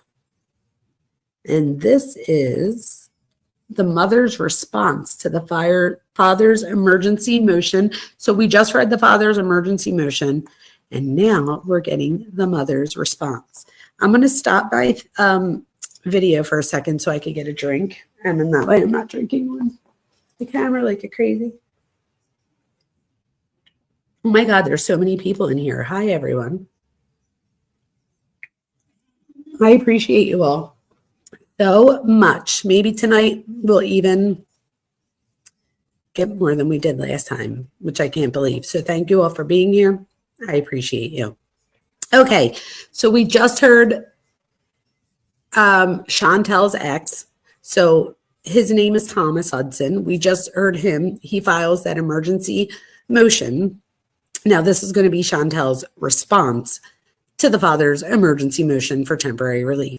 Comes now the respondent mother, Chantel Hudson, and thereby files this, her response to the father's emergency motion for temporary relief, filed with this court on or about November 17, 2025, would state as follows. There are, in fact, two minor children of the parties. So TH, the male child in 2009, and then BH, the female child born in 2016. The third and eldest child of the parties has reached the age of 18. However, the father came and removed that child from the mother's care without her consent, even after the father signed and agreed to a modification of the parenting plan of the parties to allow the mother to relocate with all three children, then minor children, to Brevard County. In fact, the father allowed the eldest child of the parties to reside with the child's teenage girlfriend. The father hindered the mother's ability to see the eldest child, claiming that the eldest child did not want to see her. And after he already signed an agreement to allow the mother to relocate with all three children, then minor children, to Brevard County. There was no violent altercation between the mother, the eldest child of the parties has referenced. In fact, the petitioner father attempted to file a petition for protection against DV against the mother, claiming that the mother tried to hit the eldest child of the parties, who is now an adult, while in a vehicle, but the court denied, in capital letters, this petition, as the mother and stepfather were simply preventing the child from his attempt to jump out of the car, as he wanted to stay in Hernando County as to be with his girlfriend. The mother has not, oh wait, real quick, you guys, if he was a minor child and he wanted to jump out of the moving car to stay at his girlfriend's house, as a minor, what do you guys do? I know that I go and I grab him and tell him he's coming with me. I don't care. But I'm just curious to see what other people would do. The mother has not at any time denied the father time sharing per the modified parenting plan, except on the date that the mother initially relocated by agreement of the parties to Brevard County. The father has not come nor made any arrangements to come for time sharing with the 2 remaining minor children. However, the 2 remaining minor children have each told their father that they do not wish to visit with him due to issues of DV on the petitioner father's part. Currently, there is an open DCF investigation against the father due to issues of physical domestic DV by the father against the 2 youngest children. You know what I noticed, guys? That I always tell people, I have my specialization in marriage and family therapy, and I tell people all the time, you could date different people. They could look different. They could have different jobs. They could be just totally different. And then you find yourself in the same situation as far as having a similar partner. Like both of these men have been accused of domestic, you know what I mean? And of doing that against the children. So it is true that there is an open investigation regarding the death of a biological daughter of the stepfather, and TH is a suspect regarding the death, which occurred recently on a cruise ship. With regard to the minor child, TH, the parties signed a stipulation on or about November 17, 2025, that the minor child, TH, will be living with a relative of the mother. This was to ensure the safety of the youngest child of the parties, as well as the safety of the remaining child of the stepfather. The respondent or father is believed to have hired counsel for the minor child, TH, due to the alleged incident involving TH and the death of the child of the stepfather. Thus, the father is well aware and has participated in the immediate safety concerns, and he in fact agreed to the placement of TH with the mother's relative. The mother is also providing counseling for the remaining minor child regarding the tragic situation. Again, the father is aware of this. As stated, there is an open FBI investigation involving TH. However, there are no allegations that the mother abused, neglected, or abandoned either of the minor children, or that she failed to protect the minor children. The father currently is scheduled a hearing for December with regard to the timeshare issues. The mother is seeking to continue that hearing due to the allegations against and the open FBI investigation regarding TH. The funeral services for the deceased daughter of the stepfather are scheduled for this week, and the family is grieving. If DCF thought there was any issue regarding the mother's ability to appropriately parent the children, they would be required to take action accordingly. No such actions have been taken, nor have they advised her that she is a risk to her children in any way. Again, there's no emergency at this juncture, and the matter, if the father still intends to pursue the same, should be set on the court's regular calendar. It is certainly not in the best interest of TH that any statements regarding the matter that is the subject of an open investigation be discussed at civil court proceeding. It is not known why the father brings up as part of his emergency hearing that the case was filed in Lee County. The matter of revenue has already been addressed by the court in Lee County, and the court in Lee County ordered that the venue of the case be transferred to Brevard County. And then it says the mother, Chantel Hudson, hereby requests that the father's emergency motion for temporary relief be denied. And then they sign off to that. Ooh, wow.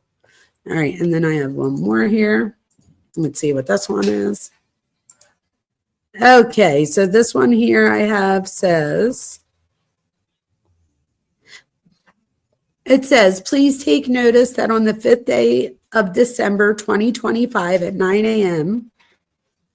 Or soon thereafter, as counsel can be heard, the undersigned will bring on to be heard the petitioner's emergency motion for temporary relief. So now it's saying, please govern yourself accordingly. 3 hours have been set aside for the hearing. Okay. And then this just said, okay, and then that, so this was just saying that they have it set aside for the hearing. All right, let's see what else I got here, you guys. I think we're getting towards the end, so let's see. Let me stop sharing this screen. Oh my gosh, you guys, there's so many people in here. I am so appreciative. Thank you all for being here. You have no idea. Okay, so the next part we have, it continues. Oh, geez, it continues. So I had to add a whole another slide to continue. So let me share this instead. Come on in, everyone. Come on in. Welcome. Please subscribe, like, and share. You know what to do, all the things. All right, so this next one right here. Okay, so here we have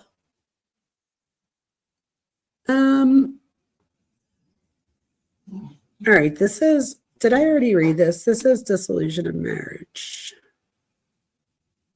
Oh, no, I didn't read this. Oh God, this is 23 pages. So let me just say, what can we see from this? Oh, well, all right, maybe we need to go through it a little bit. Oh, wow. Okay, so this just says that they were married on March 21st, so we're still at Hudson and Hudson. Because of irreconcilable differences in the marriage, we have made the agreement. So they're just talking about how they're going over, they're dividing their assets here. So it says assets description of items petitioner shall receive, and then the current fair market value. So we have the first thing is the automobile. So a 1998 Jeep Wrangler worth $12,000. A 2022 worth Forester worth $36,000. Oh, no retirement, no jewelry, collectibles. Total assets to petitioner $48,000. Then it says assets description of items respondent shall receive. So a $36,000 2022 Ford Maverick. You guys, these people are bad at getting their cars. Just saying. I drive a Mercedes and I got it for $28,000, and my husband drives a BMW that I got for $26,000. Gotta do a little bit of wheeling dealing. Actually, you just have to get a certified pre-owned one. So you find someone who just leased it for a year or so, and then you buy. Okay, so total debts to be paid by the petitioner, $36,000. Mortgages, the credit union loan for the Ford is $366 a month. Oh, that's a lot. Okay, and then I'm just going through till I see the next thing. So it says that the petitioner will pay child support, and it says that the worksheet has been complete. Child support established at the rate of $2,129.03 per month for 3 children shall be paid commencing January 1st, 2023 and terminating October 4th. Oh, wow, 2025. Child support shall be paid in the amount of $2,129.03 per month, which is consistent with the petitioner's current payroll cycle. So it's stopping on October 4th, 2025. But there's still 2 other. Oh, here it goes. Okay. Upon termination, there you go. This was my question. Upon termination of the obligation of child support for one of the party's children, child support in the amount of $1,732.35 per month for the remaining number 1 children shall be paid starting October 4th, 2025, and then terminating on October 19, 2027. So that's when the next child will be 18. This child support shall be paid in the amount of $1,732.35 per month until, consistent with the payroll cycle. Upon termination of the obligation of child support for that next child, $1,092.16 until 2034 shall be paid. That's crazy. I mean, not crazy. I just mean like to think that, I don't know. You have to pay child support. I mean, I guess, yeah, if you're like a parent, I guess I still pay child support. My kid's 2022. Not child support, but you know what I mean. Like my husband and I support our children. So, and they probably cost more than that, let's be honest. So the petitioner shall pay child support until the minor dependent child reaches the age of 18. That's another thing. What is it like in your guys' state? Here in Pennsylvania, if the child goes to college, well, speaking of, my husband and I just celebrated our wedding anniversary yesterday. I don't know if you guys could see right there, but my wedding anniversary was yesterday. So we were married for 21 years because we have a 22-year-old, but at least I married her dad. You know what I mean? But we had our wedding anniversary yesterday, so that was pretty cool. But if for some reason we weren't married, I believe you can get child support up until the kid's 24 if they're going to college. So people should look into that. So currently there's no child support arrangement or retroactive child support. And then as far as the dental and health insurance, it says that the respondent shall be required to maintain are required to maintain health and dental insurance for the party's minor children. The party providing insurance coverage will provide insurance cards to the other party showing coverage. Reasonable and necessary uninsured, unreimbursed medical, dental, prescription drug costs for the minor children shall be assessed as follows. So shared equally by the spouses. So there you go.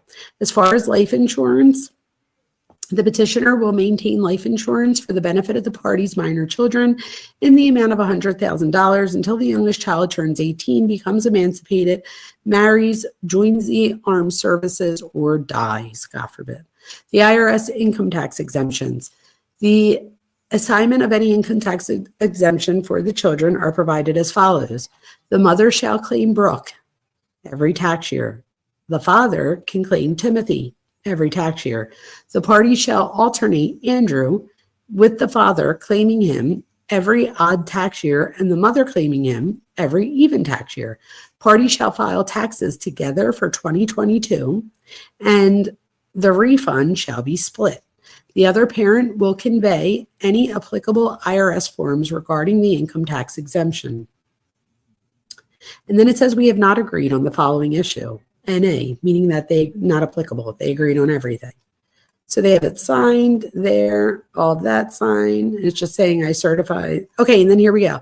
The child support guideline worksheet. So this is how they came up with the number, you guys. So they have the father's monthly income as pretty much $5,000 a month. The mother's as $1,360 for a total of $6,327.96. And then they do their little calculator here, and that's how they come up with that number. Oh, that's cool how they do this here. Okay, so this is just looking, and then this is saying, this is how they come up with the 3 children. So double the check when added together, da da da da da. So it just keeps going, and it tells you how I came up with the 3 numbers. And then it says I certify that all this is correct. This is for the second one, and then I'm assuming they're going to sign off on this. And then it'll be for the third one. Let's see. Wait, what does this say? Oh, you have to list his name. This is just saying that they agreed to everything. And that's it for this one. So let's see what I have next. Ooh. I should have done this in 2 lives, you guys. Well, everybody's still here, so thank you. So maybe not. All right, this next one is going to be,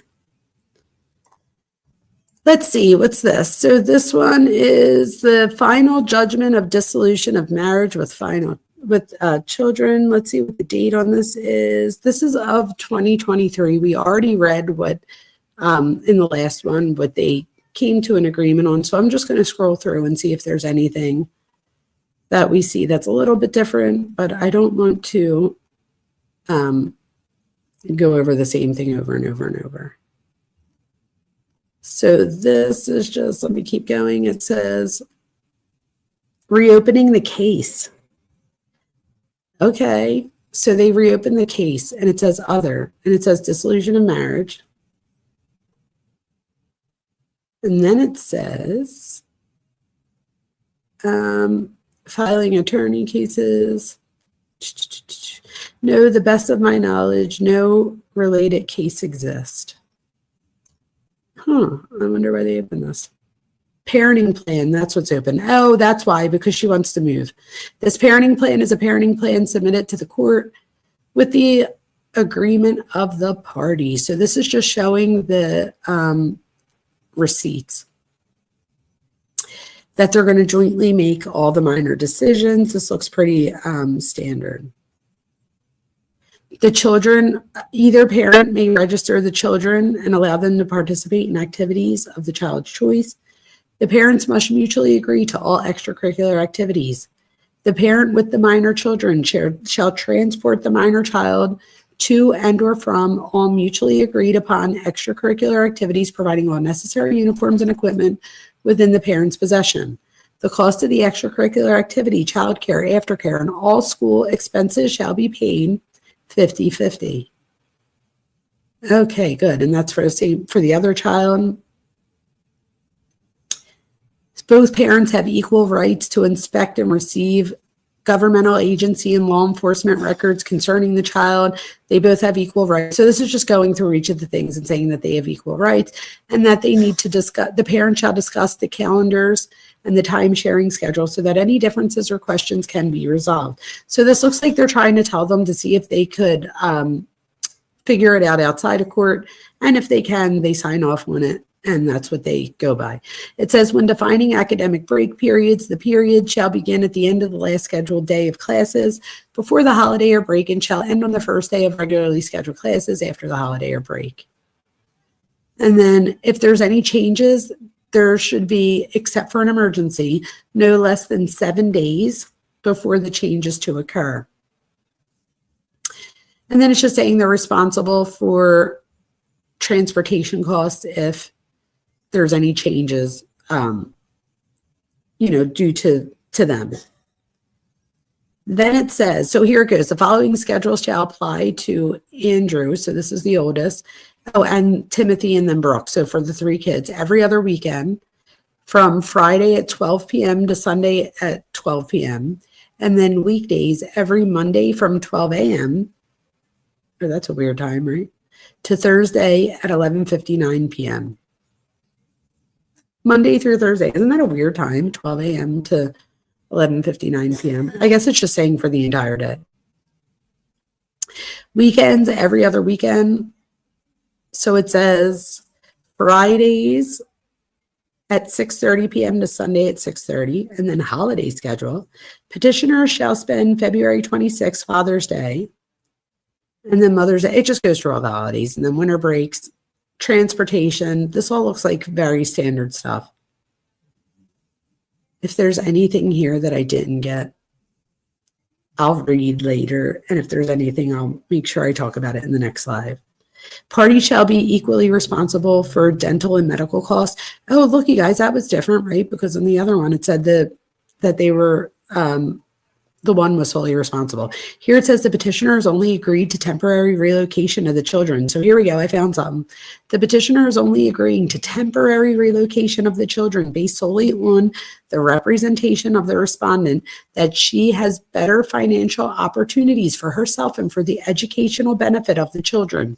As such, the issues of relocating will be revisited in 12 months starting June 1st to assess the financial opportunities of the respondent and whether the children have experienced better educational opportunities for each of the children. In the event that the respondent has not realized increased financial opportunities, specifically meaning that she has not obtained employment, resulting in a net increase to her current salary, or that each of the children have not maintained a C average or above, then consent by the petitioner to their relocation shall be withdrawn.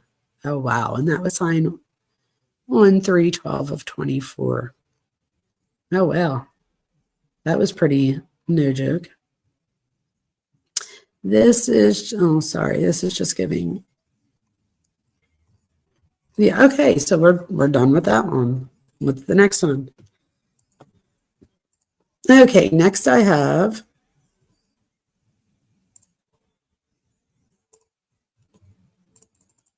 Okay, so this one we have,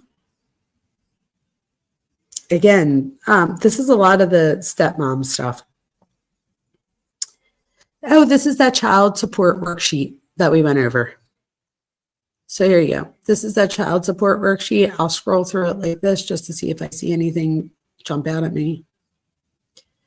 But it's just saying that everybody signed off on it, that they saw it. It's asking, oh, this was the one thing. Okay. I am okay, you guys. So wait, what's the date on this? 1/25 of 2023, it says. Okay. It says, wait, hold on one sec.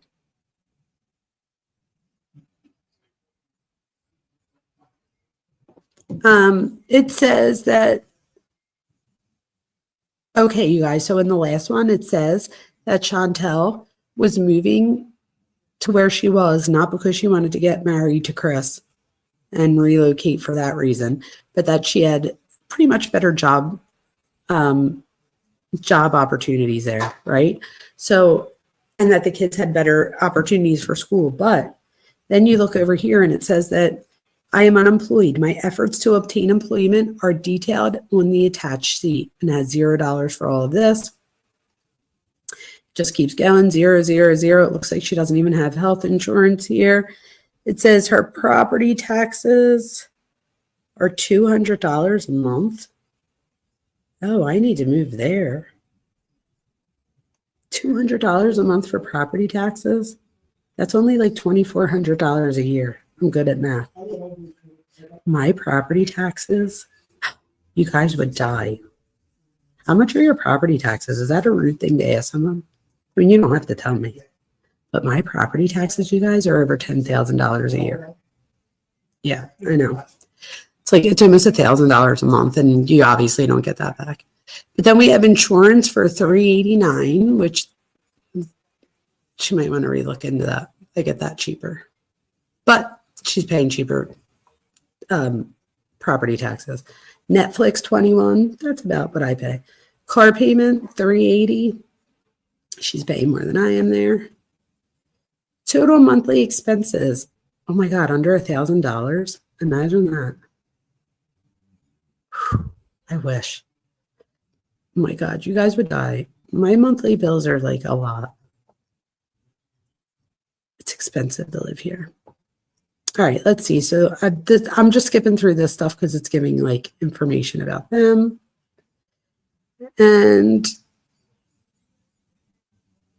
this one says $50,000 or more individual gross annual income. Thomas Hudson, petitioner, being sworn certified that the following information is true. My age is 34. He's a landscaper.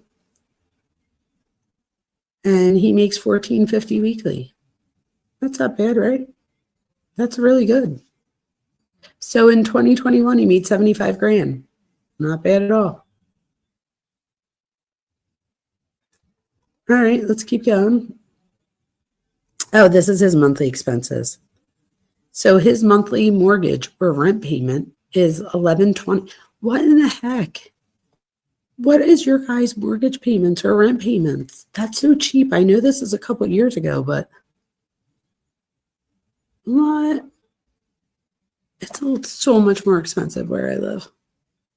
And then it says that he pays monthly electricity, $350. Mine's about $4 something. Phone, $336. That sounds about right.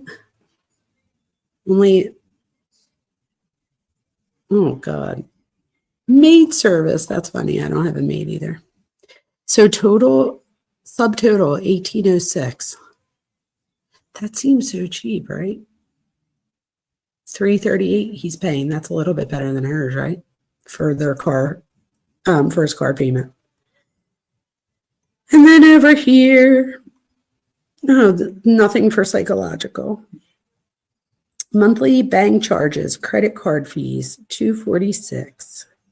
Total monthly expenses, $23.90. Total present monthly net income, almost $5,000, minus the expenses. He has a surplus of almost $2,600. Not bad. All right. Why are my bills so much more than that?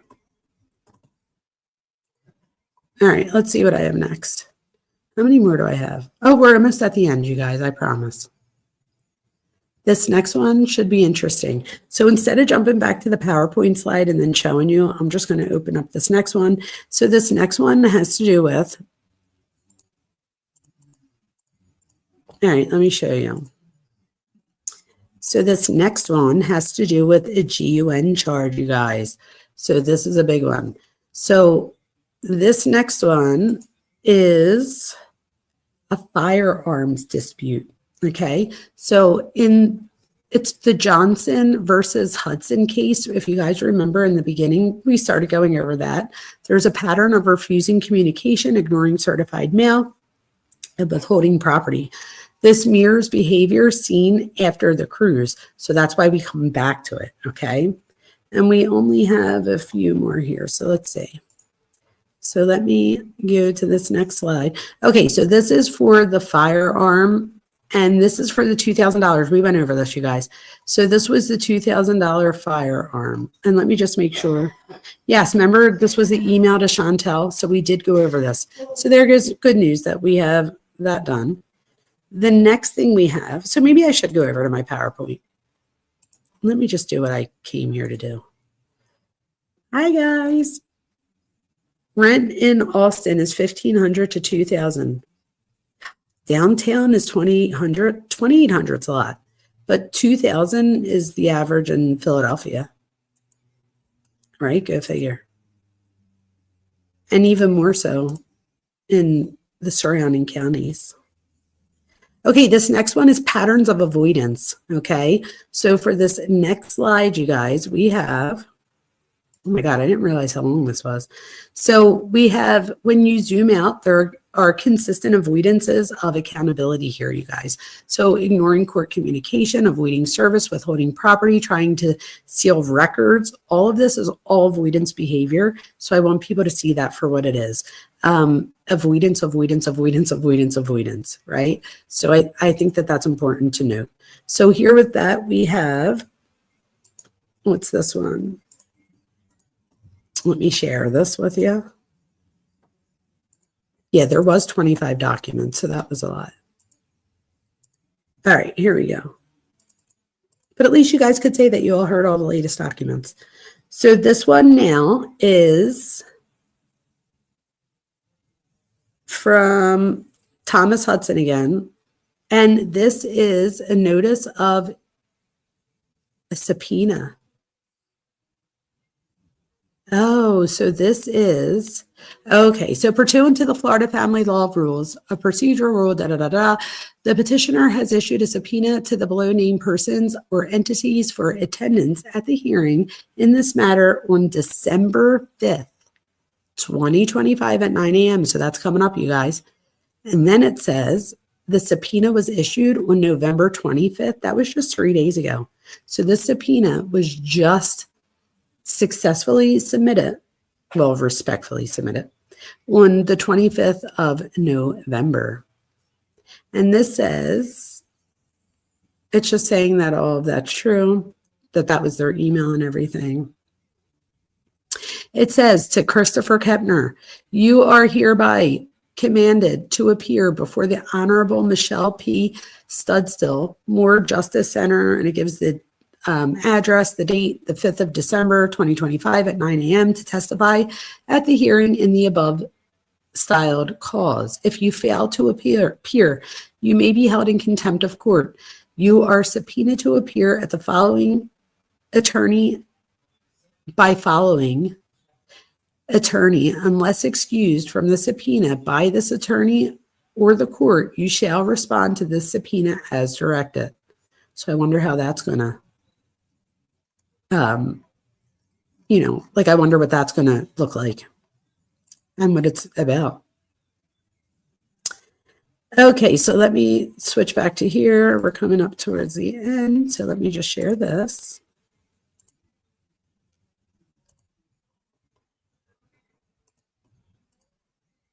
Okay, so we have some key So here I have key contradictions, but then I went back later and I thought about this and I remembered where the contradiction was coming from. So I have here that there are 3 major contradictions.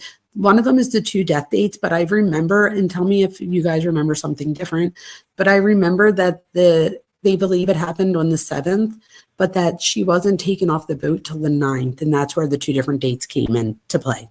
The FBI involvement confirmed in filings, but denied elsewhere. So there's FBI filing, there's FBI involvement where people were denying it. We can now see that it's confirmed in the court filings. That's what I'm trying to say.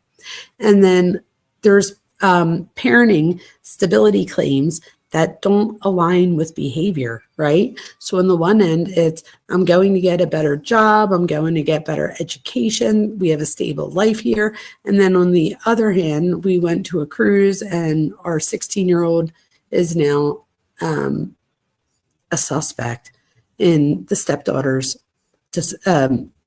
demise, right? Into her death, which is terrible. And that's important. Then we have some unanswered questions still. So there's major gaps that remain. What happened between the 7th and the 9th? So like what goes on during that time period? Some of you may know. If you know, tell me in the comments. Why was there early law enforcement involvement? Like why did the unknown death location and what happened near stateroom 8367? That's one of my big one. So why the unknown death location and what happened by stateroom 8367? They're 2 of my big unanswered questions. What are any of your big unanswered questions, right? About the hallway. Do you guys think that it was, bad judgment to let people stay there in those rooms in the hallway until 7 a.m. the next morning? You know what I mean? And then for conclusion here, and I have one more document to show us, but putting together the filings, the timeline, the behaviors creates a picture, right? That's so much more complicated than the version that we hear in the public. So I think this is why it's so important to make sure that I do pay for Paula's Patreon and stuff like that, and that I do get these documents. And I'm learning how to do them myself too, so that's pretty cool. And then there's contradictions, and the federal involvement suggests a deeper story that's still untold, but it also suggests that that's also probably protocol, right? I don't know though. Does anybody know, is that protocol for the FBI to get involved if there is a death on a cruise ship? I don't know. I don't know if it's because it's in international waters, if that then changes that. So I'm not sure. And then the last thing I have to share with you is this. Okay, so this is for the emergency motion for continuance of hearing. On petitioner's motion for contempt and enforcement comes now the respondent, Chantel Hudson, by and through the undersigned counsel hereby files this motion for continuance of hearing when petitioner's emergency motion for contempt and enforcement, which is set for December 17th. So we have one set for the 5th and now one set for the 17th at 2:30 p.m. to be rescheduled. And as grounds, therefore, would state as follows. The undersigned counsel is the attorney of record and has been retained by the respondent in this instant action. An extremely sensitive and severe circumstance has arisen wherein the respondent or mother will not be able to testify at the hearing at this time. Currently, there's an investigation being conducted by the Federal Bureau of Investigations, the FBI, arising out of the sudden death of 18-year-old Annakepner, who was found deceased on November 9, 2025 on a Carnival cruise. Miss Annakepner, the deceased, is the daughter of the respondent's paramour, and the respondent and the minor child of this instant action were all on the cruise ship together. The respondent has been advised through discussions with the FBI investigators and her attorneys that a criminal case may be initiated against one of the minor children of this instant action. The respondent's privilege against self-incrimination must be invoked pursuant to the Florida Constitution, Article 1, section, is that section 9? No person shall be deprived of life, liberty, or property without due process of law, or be twice put in jeopardy for the same offense, or compelled in any criminal manner to be a witness against oneself. Any testimony the respondent may give, either written or oral, could be prejudicial to her or to her adolescent child in this pending criminal investigation. Therefore, the respondent cannot be compelled to testify. Wherefore, the undersigned counsel requests that this court continue and reschedule the hearing on the petitioner's emergency motion for contempt and enforcement set for December 17, 2025 to be continued until the criminal investigation has concluded, and any other relief it determines to be reasonable and just. And then it says, oh, look, it's got the Esquire like our friend. We got an Esquire in here. Yes, we do, Travis. Okay, you guys, and that was the end of that one. I can't believe there's still like 300 people in here. That's bananas. I can't believe that. I appreciate you guys. So let's see. What do we have here? I obviously can't go back and read every single thing. Oh, yeah. So we have, thank you, Cuff-You. Cuff-You is sharing the Discord. I love cruising, but what I don't like is the cruise just left like normal with the next set of guests. Did they block off that room? I would hope. Oh, right. What do they do in that instance? Do you guys know? So if there is like a murder investigation or a death investigation on the ship, the fact that, I mean, I guess if you think about it, isn't there like thousands of people that go on the ship? I've never been on a cruise before. I've never been out of the country. I grew up like in this Hard Knocks over here. I've been to like New Jersey, Delaware, Pennsylvania. Someday. But anyway, but on a cruise, I'm assuming there's like thousands of people that are on the cruise. It's like a floating city, right? From what I've been told. So in that case, I'm assuming, I don't know how much it is to go on a cruise, but I'm assuming that that's a lot of money that they would lose, right? Or what are they going to do with all these people that are coming in to go on that cruise? So I do understand that the ship needs to keep going and that they need to go to the next destination or with the next set of guests. However, you understand all that until it's somebody you love, right? And then once it's somebody you love or somebody that we are looking out for, all of us, you know, here, we're looking out for Anna as well. And it's all things that we're like, oh, but at the same time, I could see why they might have to do that. I am hoping that in between those two times that the right investigators came on the scene and were able to get whatever evidence that they needed to get. So I'm hoping that that happened. Okay, what else do I have here? Oh, somebody's friend being on that cruise. I didn't catch it, Shelly. Chantel, what happened? The hull was monitored by video so the murders couldn't move. Oh, so that they couldn't move the bot. That's good to tell us that. Thank you for letting us know that, because I mean, you would assume that they would have everything on camera, I'm hoping. And I'm hoping that it shows that like she goes in and then he goes in eventually and that he eventually comes out and she doesn't. So, I mean, not for nothing, you guys, but if I go outside right now and my car's soaking wet, I'm going to assume that it rained, right? Not that somebody got a hose and wet every car in the neighborhood. I'm going to assume it rained because I'm putting two and two together. So I'm just hoping that there is enough evidence on the boat. From what I heard today when I was doing some of my research, and I don't know if this is true or not, and some of you may have heard the same, but I don't know how we even know if this is true. But from what I hear, the 16-year-old suspect is saying that he doesn't remember anything. I don't know if this is by design. Why wouldn't he remember? Is that like, you know, is that like, you know, what's the word I'm looking for? Like, of course you don't remember type thing, you know? I have heard different things about whether the FBI gets involved, but in the cruise groups, they did say that this was more than normal. Oh, yeah. And look, I can't see what the rest of that says. Wait, hold on. My computer, you know what I think it is? Some of like the lights behind it in certain areas are not great.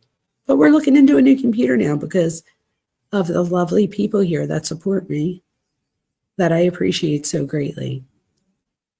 So yes, the FBI gets involved. So were the FBI able to come on the cruise ship before it left with the next guest? Oh, isn't that the $64,000 question? I hope so, right? I also, from what I read, and tell me if anybody else read different, that there were investigators on the ship before the ship ever docked after. So I don't know if they like take a boat out to the ship and get on there type thing. But I was surprised by that. I think I assumed that, they wait until it docks and then they get on, But from what I've read, and again, this is all alleged. I wasn't able to fact check this before I came on, but it said that some of the investigators got on the ship before the ship docked. So I don't know what that means. If that means they come out to the ship, I don't know how that works. Shelley, my friend, said that they were told upon the end of the cruise that a teen died. Oh, so you know somebody there, Chantel? My friend said they were told at the end of the cruise that a teen died, stating natural causes. I think no other passengers knew until the cruise ended. Well, that's breaking news, you guys, right? So they don't even let anybody know. I mean, I guess for reasons of like mass hysteria, you don't want people to, I don't know. Wow.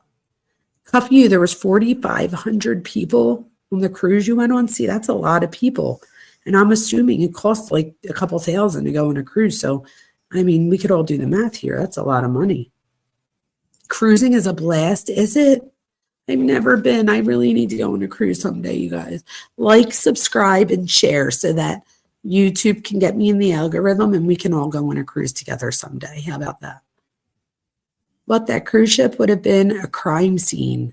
What did they do? Rush the crime scene investigation or not do one? Ding, ding, ding, ding, ding. I'm thinking the same thing, Harlot, right? Like that was either rushed or like, what is the protocol? And I mean, I'm sure there has to be a protocol, right? But in the same sense, from what I also hear, it's not common for this to occur on a cruise ship. So, I mean, hopefully this isn't something that they do often. You know what I mean? Oh, creepy, but all passengers should have been questioned, could have been witnessed something or heard. Oh, Shelley, I agree. So somebody could have heard something, even something like the 14-year-old brother, right? He said that he tried to get in and he heard yelling and like things being thrown around. And I'm sure that poor kid is going to have so much trauma now going forward. With that being said, imagine like other people that could have heard something that they're not even thinking anything because maybe they don't know. And now they're being told that a teen died on the boat, but that it is of natural causes. Like, come on. You really do need to get people's, their statements. Oh, cruises are amazing. I want to go on one someday. It's on my bucket list. I imagine they blocked off the room, but not sure. Oh, I hope so, Jen. I hope so. They usually don't book every room, so I hope they move. See, that's what I was wondering, Jen. My thing was, there was a few rooms, and that's near that stateroom that they needed to seal off. So my thing was, is there any extra rooms that weren't occupied that they could have put those people in? Yeah, would it have been, cumbersome for the people to move, especially because it's now at the end of the trip? It's like the people might be like, why are we moving for a day or so? Like, what's happening? But that's when I guess, isn't transparency? What do you guys think about transparency? Do you guys think there was transparency here? I don't know, right? If they were told that a teen died on the boat, this is another thing. If you were told that a teen died on the boat by natural causes, like, I don't know if people, and I'm sure you are aware of this, because just like we have lawyers in the chat, we also have doctors and nurses, and cuff you. I mean, am I not right? The healthiest time of a person's life is in their 20s. So like late teen and 20s. So, I mean, to die of natural causes in your 20s, like, I'm sure it happens, but not often, right? My mom's cousin died at 21, just dropped dead in the mall. And they were told our whole lives, we were told that he died of natural causes, to find out like all these years later that he actually died of sickle cell anemia. I'm like, go figure. So I don't know why my mom and stuff didn't have the right. She knew he had sickle cell, but she's like, I was like, but why didn't you say that? Like, maybe we could have deduced it a little bit. Like, because I always thought, like, who dies of natural causes in their 20s, especially like in the mall? He was just walking in the mall and just dies. Like, that just sounded crazy to me. But after realizing that he had sickle cell anemia and had a very horrible, it affects anybody with it horribly. But my mom remembers that, and I'm like, you left that part out.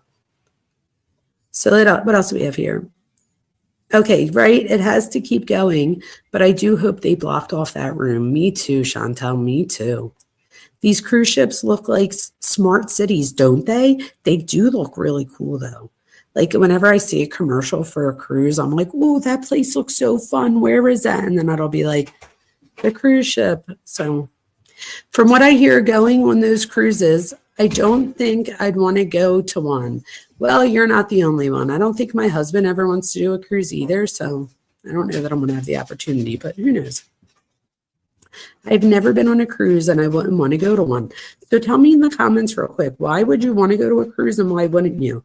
So why would, like, Cuff You say that it's such an amazing experience, but then somebody else be afraid to go on one? Is it like a seasickness thing? Is it a thing that if you're not grounded? It's just a curiosity question. Then we have, oh, cruising is so fun, says Jen.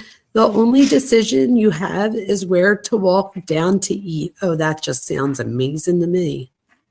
Maybe I do want to go on one of these. Okay, it was my friend, Dr. Vona. She was on that cruise. She said no one was told of the death until the cruise was over. Wow. 1M. What the?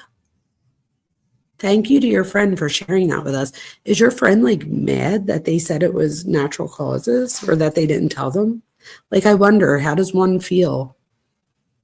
You know, like, would she have rather that they told her? Is she glad that they didn't? I mean, I don't really know because I'm not in the situation. You went on a whale watch once. You're funny, Harlan. And when the younger bro went, it for a good timeline. Yes, with the younger brother, they do have a timeline, and they do have a timeline of like all the cards and stuff, and from the video surveillance too. Selective amnesia, or conveniently forget, right? Initially, the cruise was to Jamaica, but it was redirected due to the devastation of the weather. It was rerouted to Mexico. I did not know that. So I was just telling you guys that I've been to like Delaware, New Jersey, Pennsylvania. I've been to Florida. I've been to a few places in the States, but I've never been out of the States. And I'm going to, well, I'm supposed to go to my godson or my nephew's wedding in Jamaica in March. And I'm like, look at this. The first time I've been paying little by little, I finally get it all paid off. I got my tickets, my plane tickets, and then all of a sudden I'm like, go figure, right? Poor Jamaica. So hopefully they'll be able to, I mean, I'm going either way. So even if I have to rough it a little bit, I don't mind. I doubt that's going to happen though. All right, let's see here. So Cuff You says the Miami-Dade medical examiner ruled Anna's death a homicide by asphyxiation. This shifted the case from mysterious death to, oh, Cuff You, I see. So I think what Cuff You's saying is that they weren't just going to be like, oh, there was a homicide on the ship before they get that. That makes sense, Cuff You. Thank you. That makes sense. So, of course, they're not just going to say there was a homicide or guess that there was a homicide until they know for sure. So I could see why it's still an investigation or like natural causes until it's not, right? Cuff You, I had a friend growing up whose parents owned one, so we got to go for free. It was only a few hours, though, not deep sea or anything. Oh, the whale watching thing? That's pretty cool, right? Fox News reported that the FBI had questioned Anna's stepbrother, but had not filed charges. Her final hours remained unclear. My question about the final hours, you guys, is I don't know about you, but even if, like, I would assume even if someone's drinking or whatever, like, if one of the kids, even if one of the adults, if anyone goes to bed early because they're not feeling good, I'm going to check on them before I go to bed, aren't you? I mean, at least call, and then when you don't get in, when she's not answering, then go see if everything's okay. Mark got a new PC. It's life-changing. Mark, will you text me after and give me, or maybe I can, either way, or I can text back with you too, because I have a few in mind, and I'm really not sure what to get. So I'm like just sitting on it. I'm like, I don't know what to do. But I put my YouTube, like, YouTube isn't like, you don't make a whole lot, but I made a couple $100 to get me a computer. So I am so grateful for that. So Mark the Shark, maybe after this live stream, we can go back and forth a little bit and you can help me, or anybody else that knows computers. That would be so helpful. Oh, it will be life-changing, right? I'll be able to see everything. I think it was the cruise investigators. Then maybe FBI took over when they docked. That's true. I wonder how many investigators they have on a cruise ship, because I would assume that this isn't very, that it doesn't happen all the time. You went on an 8-day cruise. That's amazing. They announced a medical emergency, but that's probably all they said. Oh, Cassie, thank you for sharing that. Then we have Barbara Hall, my friend Barbara. What's interesting to me is that if they just told everyone after the end he was running around the cruise ship after he caused her death, I don't agree with that. This is my thing, Barbara. And you guys, I don't know if you guys know this, but Barbara, she shared with her son was murdered. And we just love Barbara. We need to get justice for Timmy D's. In this case, though, so I could see, Barbara, why this would bother you, right? So you now have a kid that allegedly could be responsible for this, running around the rest of the cruise. What if you have an 18-year-old daughter too? So I didn't even think of it in that light. You're so right about that, but I guess, I don't know, like legally, if they're like, I don't know how that works.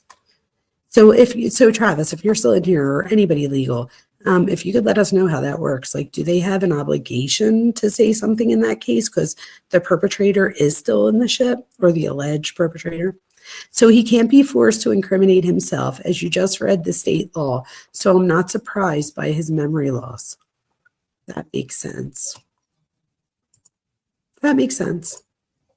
And then we have, it is my favorite way to vacation. You love cruising. And you have ADHD, and so do I. So I'm assuming that they have lots to do in there that can get you totally like, oh, look, a squirrel. You'd be like, oh, look, we have this to do, that to do. I just wouldn't want to be stranded out there at the mercy of some cruise corporation in super deep waters, hours from land. I don't like the idea of deep water. I never even thought of it that way. I know they're like little like cities though now, but I get you. Doctor said she got access to YouTube funds, so let's go. Oh yeah, I did get my access to my YouTube funds. I did. And I have them, like I didn't touch them. They didn't go into my bank account, nothing. It's all separate because I plan to use every dollar that I make from YouTube and put it back into YouTube until eventually, Mark, we're like billionaires, right? You got to dream big. And then after that, I'll just get back to everyone. I'm like that. I'm good like that. And I know Mark is too. Sub and share, please. Yes, and you guys, please go over to Mark the Shark's channel if you're not, if you weren't aware. Mark the Shark has a channel. FloJo has a channel. If you're in here and you have a channel, Plunder True Crime is who I got these documents from. Please go over there and show her love. But it doesn't cost anything to hit subscribe, and it doesn't like show everybody like, oh, you subscribe to Dr. Vona or to Mark the Shark. Like, so just subscribe and like for people that you think should have a shot at going further in this arena. Jen, yes, I totally agree. I was blessed to be able to take 5 different ones this past year. What? That's amazing. And you're going in April? God bless you. God bless you, Chantel. I'm going to like sneak in your bags for the next one. Video is going to nail this down 1,000%, Travis, 1,000%. Who heard what? We don't know, right? Yeah, that's my thought as well. And then we have that girl's body was found wrapped in a blanket with 2 life jackets on top of her. Definitely foul play. And not only that, oh, I see what you're saying. So where I said they have to make sure that it's foul play before they could say it's foul play, who dies of natural causes, wrapped in a blanket, put under the bed with 2 life jackets in front of them? Touche. We took my 18-year-old and her friends on a cruise over the summer. Jen, can I come in your bag now? I want to go in both your bags. I'm just kidding. I'm not sure on that one. Just a nurse. Just a nurse. Really? Thank God for nurses. There's even morgues on the... Shut up. There's morgues on the... I guess there has to be. I have so many questions, Chantel. Like, how does that have to be manned at all times? I mean, like, how does that work?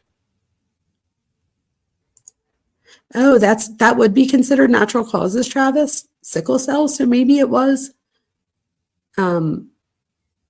categorized correctly. Thank you for telling me that. I always make my mom look like a dentinette for not differentiating the two. So apologize, Mom. Surprise, healthiest time of life, typically in the 30s to early 40s. Really? Wow. I'm not far off there. Sickle cell is a natural cause. I don't know why. Why didn't I know that? I guess because I'm seeing it as like, yeah, you're right, you guys. I take that back. This is the thing, you guys. I don't know if you've been around for a minute. You know that my nickname is Straight A Stupid. I have an earned doctorate degree, like earned doctorate degree. I've done research. I have my stuff going for publication right now, one of the biggest journals for student development. And I say the dumbest things sometimes. It just happens. I don't claim to be a genius at everything, right? The views on a cruise are unmatched. Wow. I really need to get there. The grandmother planted the seed. She wasn't feeling well, but it was supposed to be because of her braces. Oh, I did hear that. I see what you're saying. Don't you still feel like you would check on your kid? Because it was like right after dinner she went up. So even if I was just checking to be like, how, do you need Tylenol? Excuse me. Anything, I don't know. Word gel, who knows? Germ Factory. Oh, remember with the pandemic? Didn't those people get like stranded on there for a minute? That would have been horrifying for me. But like a week cruise, I think I would love that. Especially if like the only thing you're worried about is where you're going to eat next. I can get down with that. I'm an Italian girl.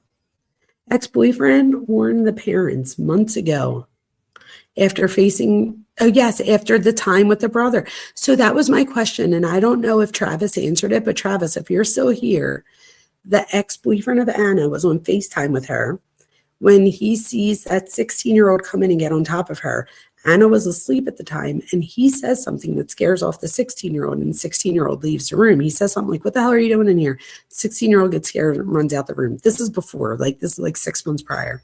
Is that hearsay? Like, could that not come in court because it's hearsay? Like, what if they're able to see that there was FaceTime? I don't know. I think it's hearsay, you guys. I don't think it would come in. But I don't know because I'm not a lawyer. So let's ask Travis.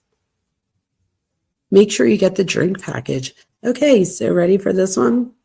I've never been drunk in my life, you guys. Never done any fun drugs. I know. But I would get the drink package. She is spoofed and doesn't know what to think. No authorities have reached out to her, but she doesn't know the people and didn't see anything out of the ordinary. That's interesting. That's actually, thank you for sharing that, because it didn't occur to me that that you would think that they would talk to everyone just to make sure. So your mother's cousin is Sicilian? You know it. Actually, yes, but we could go a step further. I was told I was 100% Italian, and I'm not. How about that? I'm 88% Italian, but not 100%. So it could be coming from Sicily or right across the pond there. I think a lot will come from the phone forensics messages that Anna sent to friends or talking about things with the stepbrother. Oh, yeah. Oh, yeah, like text messages and stuff. Cruising sounds like fun, but those ships look top heavy to me. I remember, oh, could you imagine? God forbid. I don't think the ex-boyfriend's a liar. He reached out to the FBI immediately. I don't think he's a liar either. My question for Travis is that hearsay? Like, could that not come in? Natural causes. I mean, I guess it could. You could tell the FBI about it so that they can get an idea. But I guess as far as court's concerned, it might not be able to come in. I mean, couldn't they argue that that's what's it called, like prior bad acts or whatever? Natural causes wrapped in plastic and covered with life jackets, not likely when there's a morgue on board. I can't believe that there's a morgue on board. I had no idea. I wouldn't want to be stuck way out there on the water, helpless. Yeah, I hear you. Oh, the sickness. Could you imagine? All right, let's see. I'm going to try to sum this up. I think I missed the whole Eagles. I wonder if they won. Maybe I wouldn't want to be told, but I would expect to be questioned as a witness. Photos at the end of the cruise and told the truth about, oh yeah, me too. Or they should at least like it. Do they have to like send the file? I guess they don't have to. I guess that's just more of a,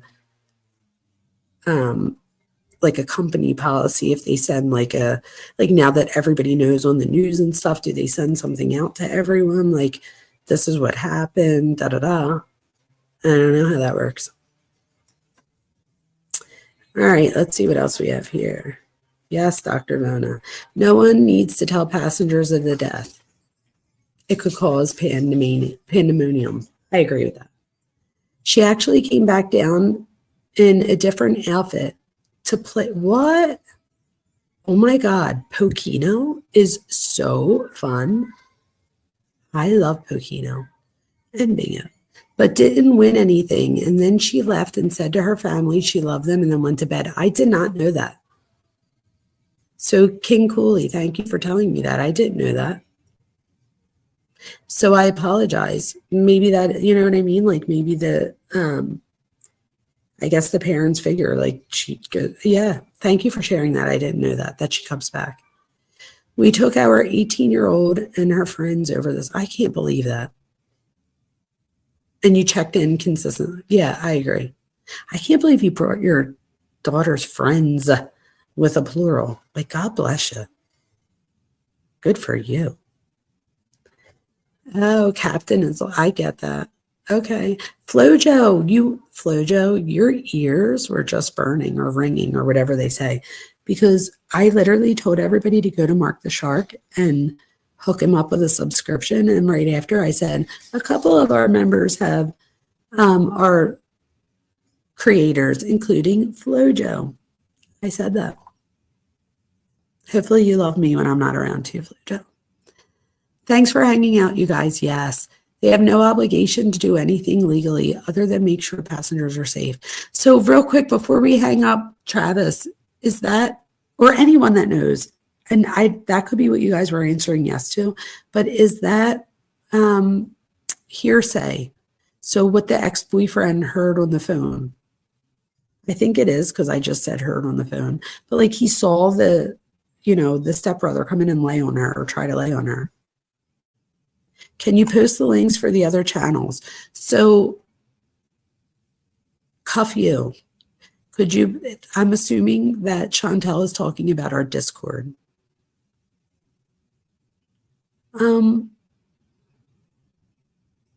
What's this?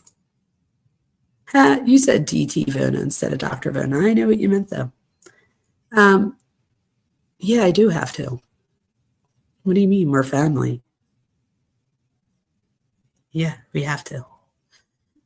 All right. Hi, Flojo. I have to echo Mark. We are here to show our love. What the frig is wrong with you two? Yeah, we have to hook each other up. So go to their channels and subscribe. Don't make me smack you both. Okay, so thank you. Now this is what I'm talking about. See, we share here. And Mark the Shark, I keep looking like every couple days to see when my membership's up so that I can redo it. I know I keep saying it and reminding you, but I just want you to know that I know it's coming and then I'm going to re-up it. But Mark the Shark, I was also going to tell you, and for anybody that has memberships, one of the things that I do here, you guys, is I do have a tier that's $1.99 because I want to make sure, this is the thing, if you support like your favorite 5-6 creators, it can get pricey for some people. So I noticed that when I had that $1.99 tier, that it like allowed for everyone. So, and this isn't for Mark only, I'm saying like if anybody's a creator out there, I think that so far, like that's, and I hope people share things that they learn too. I think that was an inclusive decision I made so that everybody felt like they could join. Because if you think about it, for $2, we're talking like, $25 a year, which for some people that is doable. So I don't know. I know, like, for example, for Plunder, and again, this isn't about anybody else, I'm just saying, like Plunders, I do hers, but it's like $7.99 or something. But the money goes towards her FOIA request. Do you know what I mean? So that's how Mark the Sharks has his pretty low, so that's good. So, YouTube creators out there, just so people know, they're not all the same. So make sure you check it out. I know that for a long time, I forget whose it was. Somebody I was like in someone's chat and I got a membership, and I remember it was like renewing. This is like 2 years ago when I first came on, and it was like $6 or something for the month. And I was like, I wanted to so bad, but I was like, I don't watch it enough. Like I didn't. And then I felt bad. I don't know. So then I think I thought that everybody's was like $5.99 or whatever. And so I didn't look for a long time. And then I realized that they're all different. See, straight A stupid, you guys. I watched a documentary of an 18-year-old girl, I can't think of her name, that went missing, and found out later that the guy sang. Oh, so the guy that sang in the band trafficked her? Oh, Flojo saw that on Netflix. Did you guys see this schizophrenia documentary on Netflix? There's like 12 kids and 6 of them have schizophrenia. You guys should watch it if you like anything about mental health. I don't remember the name of that, Flojo. Do you remember the name of it? Oh, wait. Amy Bradley is missing. Thank you, Flojo. I'm going to have to look into that. Oh, shut up, Mark. You said that Dr. Vona's going places. I'm going to California. You're taking me out to dinner when I go to California. I don't know if you remember that, Mark, but we talked on the phone before, like a long time ago. And I forget why. I was like, I need to come to California. And you were like, if you ever come out here, I don't know if you said I'll buy you a drink, but I haven't never been drunk before. So I might have said food. And you were like, oh, yeah, we could do that. So if I ever come to California, guess who I'm calling? I also heard on a report, not sure how accurate it was, but that she started to feel better after that and went back down. So Cassie, thank you for saying that. Somebody a few minutes ago in chat was telling us she did, and she like played bingo and stuff. So I do take that back and apologize that I assumed she went right up after dinner. Nobody checked on her. He saw it, throw it right. I think that's what it's called. Someone fact check me. And then we have Mr. Travis. What family of someone who dies of sickle cell disease should discuss, etc.? Is that it's genetic? It is genetic. Genetic counseling can tell you the risk of having the child symptomatic. Not only that, my one daughter was born missing her fibula, ankle, and last 2 toes on the right side. She has fibular hemimelia. So it was the very beginning of like all the genetics and stuff where you can go and have genetic counseling, and I wanted to see for my next child what was the percentage of that happening to her as well. And yeah, you guys, there was no genetic link, which told me that I was exposed to something in Philadelphia during the 6 to 8 week time in utero that did this. I'm positive of it. Why family of someone, if her body was found November 7th, but the ship docked the next day on November 8th, where did the stepbrother and half-brother sleep? Great question, Skippy. Does anybody know the answer to this? Could you imagine? I would not have my 14-year-old remaining child anywhere near this boy. Oh, wow. And then we have, I think it may be a witness over live FaceTime, not hearsay. That's what I'm wondering. Oh, Travis answered earlier. Sorry, Travis. I answered earlier, not hearsay. Boyfriend can testify to anything he heard or saw on FaceTime. So that would be like a witness, right? It would be an eyewitness and an ear witness. Thank you, guys. Cuffy says, I'm not an alcoholic or anything, but I had a good time, as you should. All right, let's see. I'm going on a 22-day cruise next year. Kathy, I'm coming back as you. Yes, food and beautiful views are two very positives of the cruise. That is amazing. God bless you for being able to go on a 22-day cruise. Good for you. See, I have goals. We had a huge storm on the cruise, and you cannot even tell at all. Oh, thank God, because that would have freaked me out, I think. Tracy says, I love cruising. I'm going on a cruise in 2 weeks. They're so much fun. Everybody's been on a cruise, you guys. I love this for you guys. I watched a video recently on how safe the ships are now. They have advanced technology to keep it from sinking.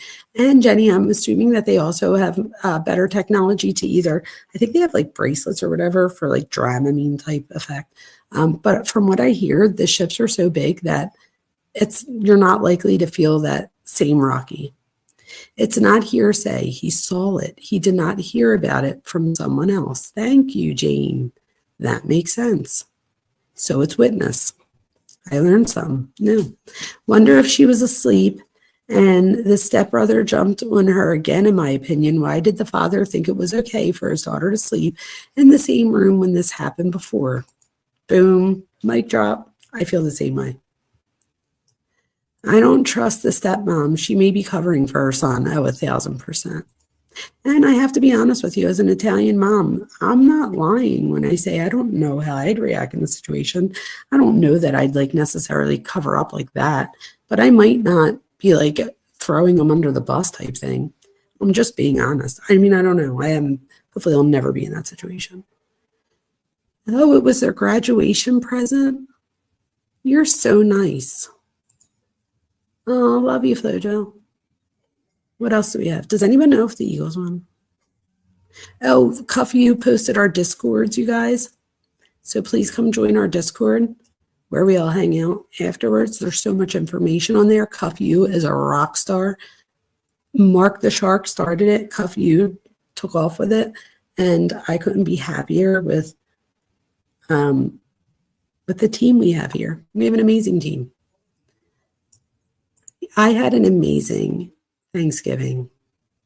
If you are a member, you guys, please go on the members only. And I did. It wasn't long. It was like 40 minutes. I just wanted to go on and I put together a PowerPoint presentation. And I actually like went back and looked at some of it and I was pretty happy with it. It talked about things like, you know, holidays and how I even asked questions. Like I gave out different things and asked like, who do you think would cause the most problems at the dinner table, stuff like that.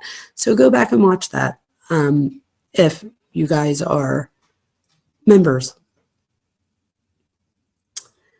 Oh, well, look at that. You caught alive now, Miss Scarlett. And Harlot, I always want to call you Scarlett. So there you go. Now, if I mess up, I could just act like I meant it.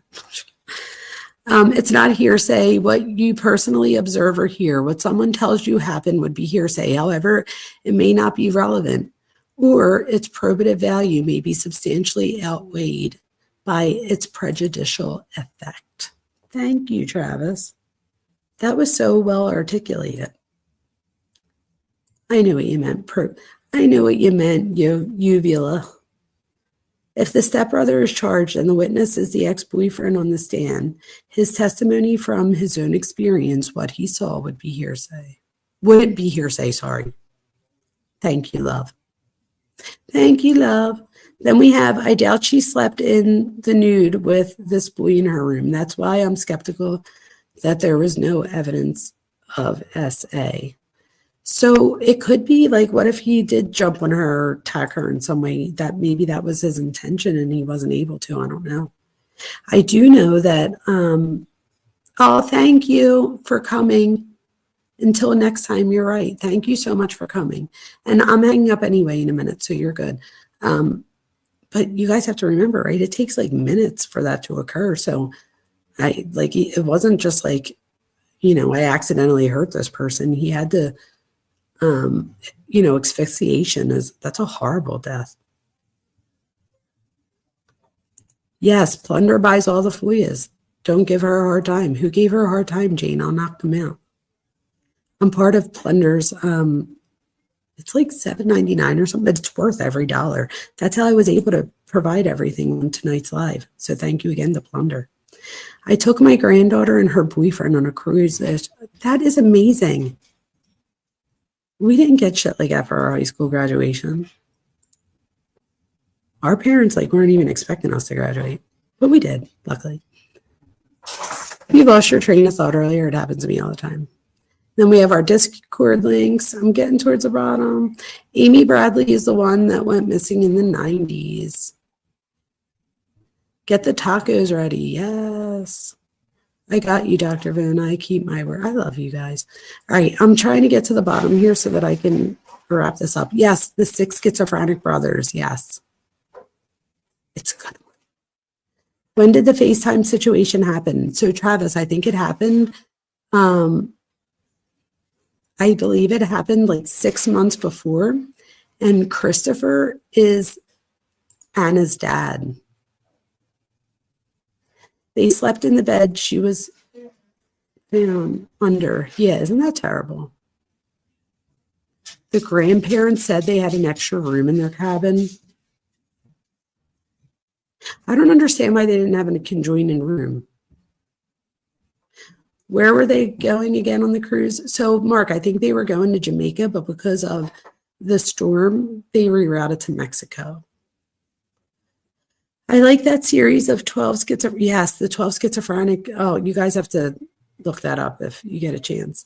Anna's grandparents thankfully clarified that when Anna left from dinner, it was because of her braces hurting. Prior to that, it was open-ended with reports of her not feeling well. That's sad. What exactly is a schizophrenic diagnosis? So quickly, this is, oh no, the Eagles lost. Schizophrenia is a disorder of the thought process. It's genetic most of the time. There are positive and negative symptoms of schizophrenia. The positive and negative symptoms in this case do not mean good and bad. They mean added and taken away. So positive symptoms of schizophrenia would be added symptoms. So things like delusions and hallucinations. And delusions are just a false belief, and hallucinations could be auditory or visual. And then a negative symptom of schizophrenia doesn't necessarily mean a bad symptom. It means something taken away. So we'll often see things like a lack of affect, meaning you can't tell by looking on the person's face if they're happy. So you can't tell their emotion just by looking at them. Even things like a lack of brushing the hair, just little things like that, lack of cleaning up in the room. And not everybody has negative or positive symptoms, but these are just the things that we see. And there's different subtypes of schizophrenia. So one of them that I think that most people are familiar with is paranoid schizophrenia. Not everyone with schizophrenia has a paranoid subtype, but for those who do, they have hallucinations and delusions. So they have those positive symptoms of schizophrenia, where something like disorganized schizophrenia has more like negative symptoms of schizophrenia, like the lack of affect and da-da-da. I don't want to lose people here, but with schizophrenia, if you've ever seen A Beautiful Mind, that is a good depiction of the schizophrenic diagnosis. But if you watch this thing on Netflix, the difference between the thing on Netflix and It's a Beautiful Mind is on Netflix, you're watching it in real time, where with It's a Beautiful Mind, it was all done off of John Nash, who is brilliant, and he passes his paranoid schizophrenia onto his son, John Nash, and him and his wife wind up dying in a car accident on the New Jersey Turnpike, but he was older, but he was brilliant, and A Beautiful Mind was based off of his story. So that's interesting if you look into that. I still can't believe this. Wow. I'm so annoyed by that. Hello, Justice Jane. Welcome. I tend to agree that it is weird if she was in fact naked. He at least tried. I didn't hear that. So are we hearing that she was naked? Like, is that really an allegation?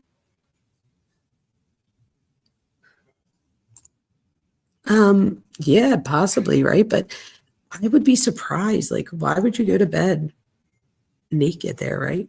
I'm surprised if there's no signs of a struggle, or did I miss that entire part? So Flojo, I don't think we know. I think that they said that she had bruising on either side of her neck. So they're thinking that instead of like this type of asphyxiation, that it was more like choking or like a headlock from behind type thing. It's terrible. Wonder how a stepbrother acted the day that they found her. Yet he breaks down after the ship docks. That's a great question, Skippy, because we know, right, this happens on the 7th and they don't dock till the 9th. So I want to know, where did he sleep? Where did the younger brother sleep? Like, who supervised? I don't know. What was it like between the dad and the stepmom that night? You know what I mean? Like, I just have so many questions. What? Ma'am, thank you, ma'am. Oh, Wham Bam, thank you, ma'am, was in a song by David Bowie in the 70s. Oh, I remember. And then we have Dr. V. Okay, hold on. Dr. V, are there identical twins where one has schizophrenia and the other does not? Yes. Absolutely. So with schizophrenia, with identical twins, there's an approximate 60% chance that if one twin is diagnosed, the other one will be diagnosed. But if you think about it, that's 60%. That's not 100%. But they do have more of a chance because, again, they would have the same genetic makeup. However, identical twins don't share fingerprints. A lot of people don't know that. They would have the same DNA makeup as well. The difference here would be it's not just the gene. You have to have something from the outside environment to turn the gene on. And there are a few, and it's very rare. There are a few children that have schizophrenia that they believe were born with it, if you will. And it's not so much that they were born with it, in that their first environment is the womb. So something in the womb might have turned this gene on for them. And what we found is that there weren't a whole lot of commonalities amongst these children that were born with schizophrenia. So what they did was they looked at the mothers, and they couldn't find a whole lot there either. But then what they found was, and please, nobody take this and go with it the wrong way, because that's not the point of this. But what the mothers had in common was that they all experienced some sort of infection in the first 3 months of pregnancy. And by infection, like, I'm speaking specifically about things like the German measles, rubella, so not stuff like the common cold, but that was one of the things that they had in common. So they had the genetic predisposition, and then the first environment is the womb, and they all had an infection. So having an infection in the first 3 months, if you have the gene, can be a risk factor. I'm subscribed to a schizophrenic YouTube channel. I need to know about that. There being no evidence of SA doesn't mean that it wasn't. Yeah, I agree. It still could be a motivation, 1,000%. Dean Martin had a song in the early 50s with the title Wham Bam Thank You Ma'am. That's right. That's right. Do you think there was autism in Nash? Also, pattern numbers, super skills. Ooh, Nora, what a good question. So they say there's like that thin line between genius and insanity, right? So yes, there probably was some form of like savant. I don't know this to be true, but I'm saying that wouldn't be uncommon in the John Nash situation. So I could see where you might think that. Absolutely. Absolutely. Good call. Like, sub, and share. Yes, I think I'm getting down to the bottom. Hold on. Actually, identical twin fingerprints are almost exactly the same, but there are some differences. A good fingerprint expert can discern the difference. Isn't that funny, right, Jane? And your brothers are identical twins, but there will be slight differences. One identical twin may be gay and one may be hetero. That's absolutely true as well. I think the mother set up this stepbrother with his mental health doctor to be sent to the hospital before the ship docked. I could see that. Cuffy, thank you for sharing this. Cuffy's son is schizophrenic, and he's had physical, mental, and now tactical hallucinations. So, and there's like tactical delusions or false beliefs, right? Or an hallucination. So, and his grandfather on his dad's side had it as well. And Cuffy, I think your son has children, right? Like I know you have grandchildren, but I mean from this particular son. Do you know if any of your grandkids have shown signs? You obviously don't have to share this here. I'm just saying for you to think of that. And we usually don't see schizophrenia like present itself until teens and the 20s. So most people don't have childhood schizophrenia, but there are a few. And the few that are, Janie Zofield is one of the ones, like one of the famous cases. But these children, the ones that do have childhood schizophrenia, most of them are seen at UCLA Medical Center. Thank you so much for sharing that, cousin. Yes, Mark the Shark, put your channel in here. Same thing with you, Flojo. Who is the Christopher that got subpoenaed? Anna's dad. So Anna's dad is the one that gets subpoenaed. Oh, if you want to buy me a coffee, that would be so amazing. And just so people know, when you buy me a coffee, I give you a video. Thank you. I can't do that on YouTube yet. I think they like rolled it out for some people to try, but I don't have that. So Lucas Squirrel says, I thought savants isn't at all connected to autism spectrum disorder anymore. No, it is. It still is. So it's actually called autistic savant is like the technical name for it. So it's a spectrum, right? And so when, and there's right, autistic people are so smart to begin with.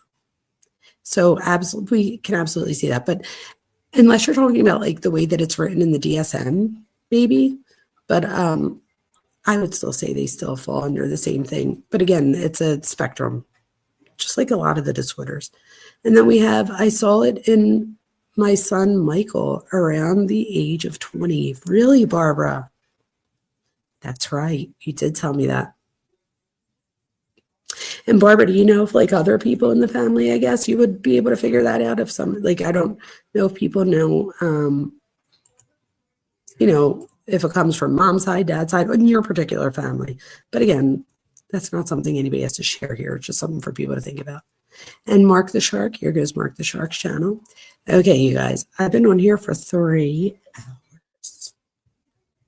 I can't believe I literally put together this slideshow and was like, oh, I'm going to be 5 hours worth of stuff to go over. Dr. Vona, yes, in the DSM, thought they separated them into separate entities. Oh, look, a squirrel. After this is over, I'll update you on that stuff. Flojo, stop. Flojo. Thank you. I get so excited. I'm like a little kid. Thank you, Flojo. Thank you. Thank you. Thank you. Thank you, Sarah. Thank you, Flojo. Thank you to all my mods. Thank you, Flojo. You have no idea how much this means to me. For real. Really. It means so much to me. You have no idea. Thank you, Flojo. Oh, why did I take you down? I didn't mean to do that. It may incriminate We'll talk about it next time. Happy holiday to you too, Flojo. I'm so excited. And Flojo, I will reciprocate eventually. I need to find you live. I think I found you live once or twice. But when are you guys going live again? Tell me in chat, you and Mark, so that I can make sure I can join. But thank you guys so much. I'm going to end it in the next 15 seconds so that we could be at 3 hours exactly, because I have ADHD. You know what I mean? I'll check out my short videos. They're great. I appreciate that, Mark. I appreciate you guys. Thank you so much. And happy holiday again to everyone. And I'll see you guys next time, which will be pretty soon. I was supposed to talk to Daniel. I hope he doesn't think that I didn't contact him. You can connect offline. So Flojo, I'm going to say this real quick. This is like pretty ballsy of me. So this is the thing. I need to come up with a channel. Nuggy. I need to come up with an email for my channel. I don't have one right now for my channel, but after the semester is over, I'm going to get one. In the meantime, Flojo, hang around for a minute, because as people drop off after I say goodbye, maybe I'll drop it real quick. This is it, Flojo, real quick. It's my name at Gmail. So you have to get my first and last name. Make sure you spell it right. Barbara Hall, shut up. Barbara. You guys, thank you. I don't really mean shut up. You know what I mean, right? I didn't mean that like that. I'm just like, so, like, what the heck? Thank you, guys. Thank you. Thank you, Barbara. You guys don't have to do that. Thank you, guys. I appreciate you. I just want to make sure everybody likes, subscribes, and shares so that YouTube could at least get me out there in the algorithm. Thank you, Barbara. Thank you, Flojo. Thank you, Sarah. Thank you to all of my mods. Thank you, Mark the Shark, and everyone. Travis, for your legal expertise. All of you contribute in your own way. And again, even if your way is to like and subscribe, I appreciate that so much. You have no idea. It's the only way I'm going to grow. So I appreciate you. I love you all. And I will see you soon. I'll see you shortly. But Flojo, hopefully you or whoever really wants my email address figures it out. Make sure you spell my first name right. It's Jaime. My mom spelled it wrong, so I can never get a toothbrush growing up. Right? Who does that? Anyway, I'm just joking. But it's Jaime. And so it's my first and last name at Gmail. I look forward to hearing from you. I'll see you guys later. Have a fabulous rest of your weekend. And I'm sure you'll see me before the end of it. Don't forget to hit like and subscribe and share. And thank you to all of my mods. You are the best and the reason I'm able to do this. Mwah. Please like, subscribe, and share if you enjoyed this so that I can continue to bring you content. Thank you so much.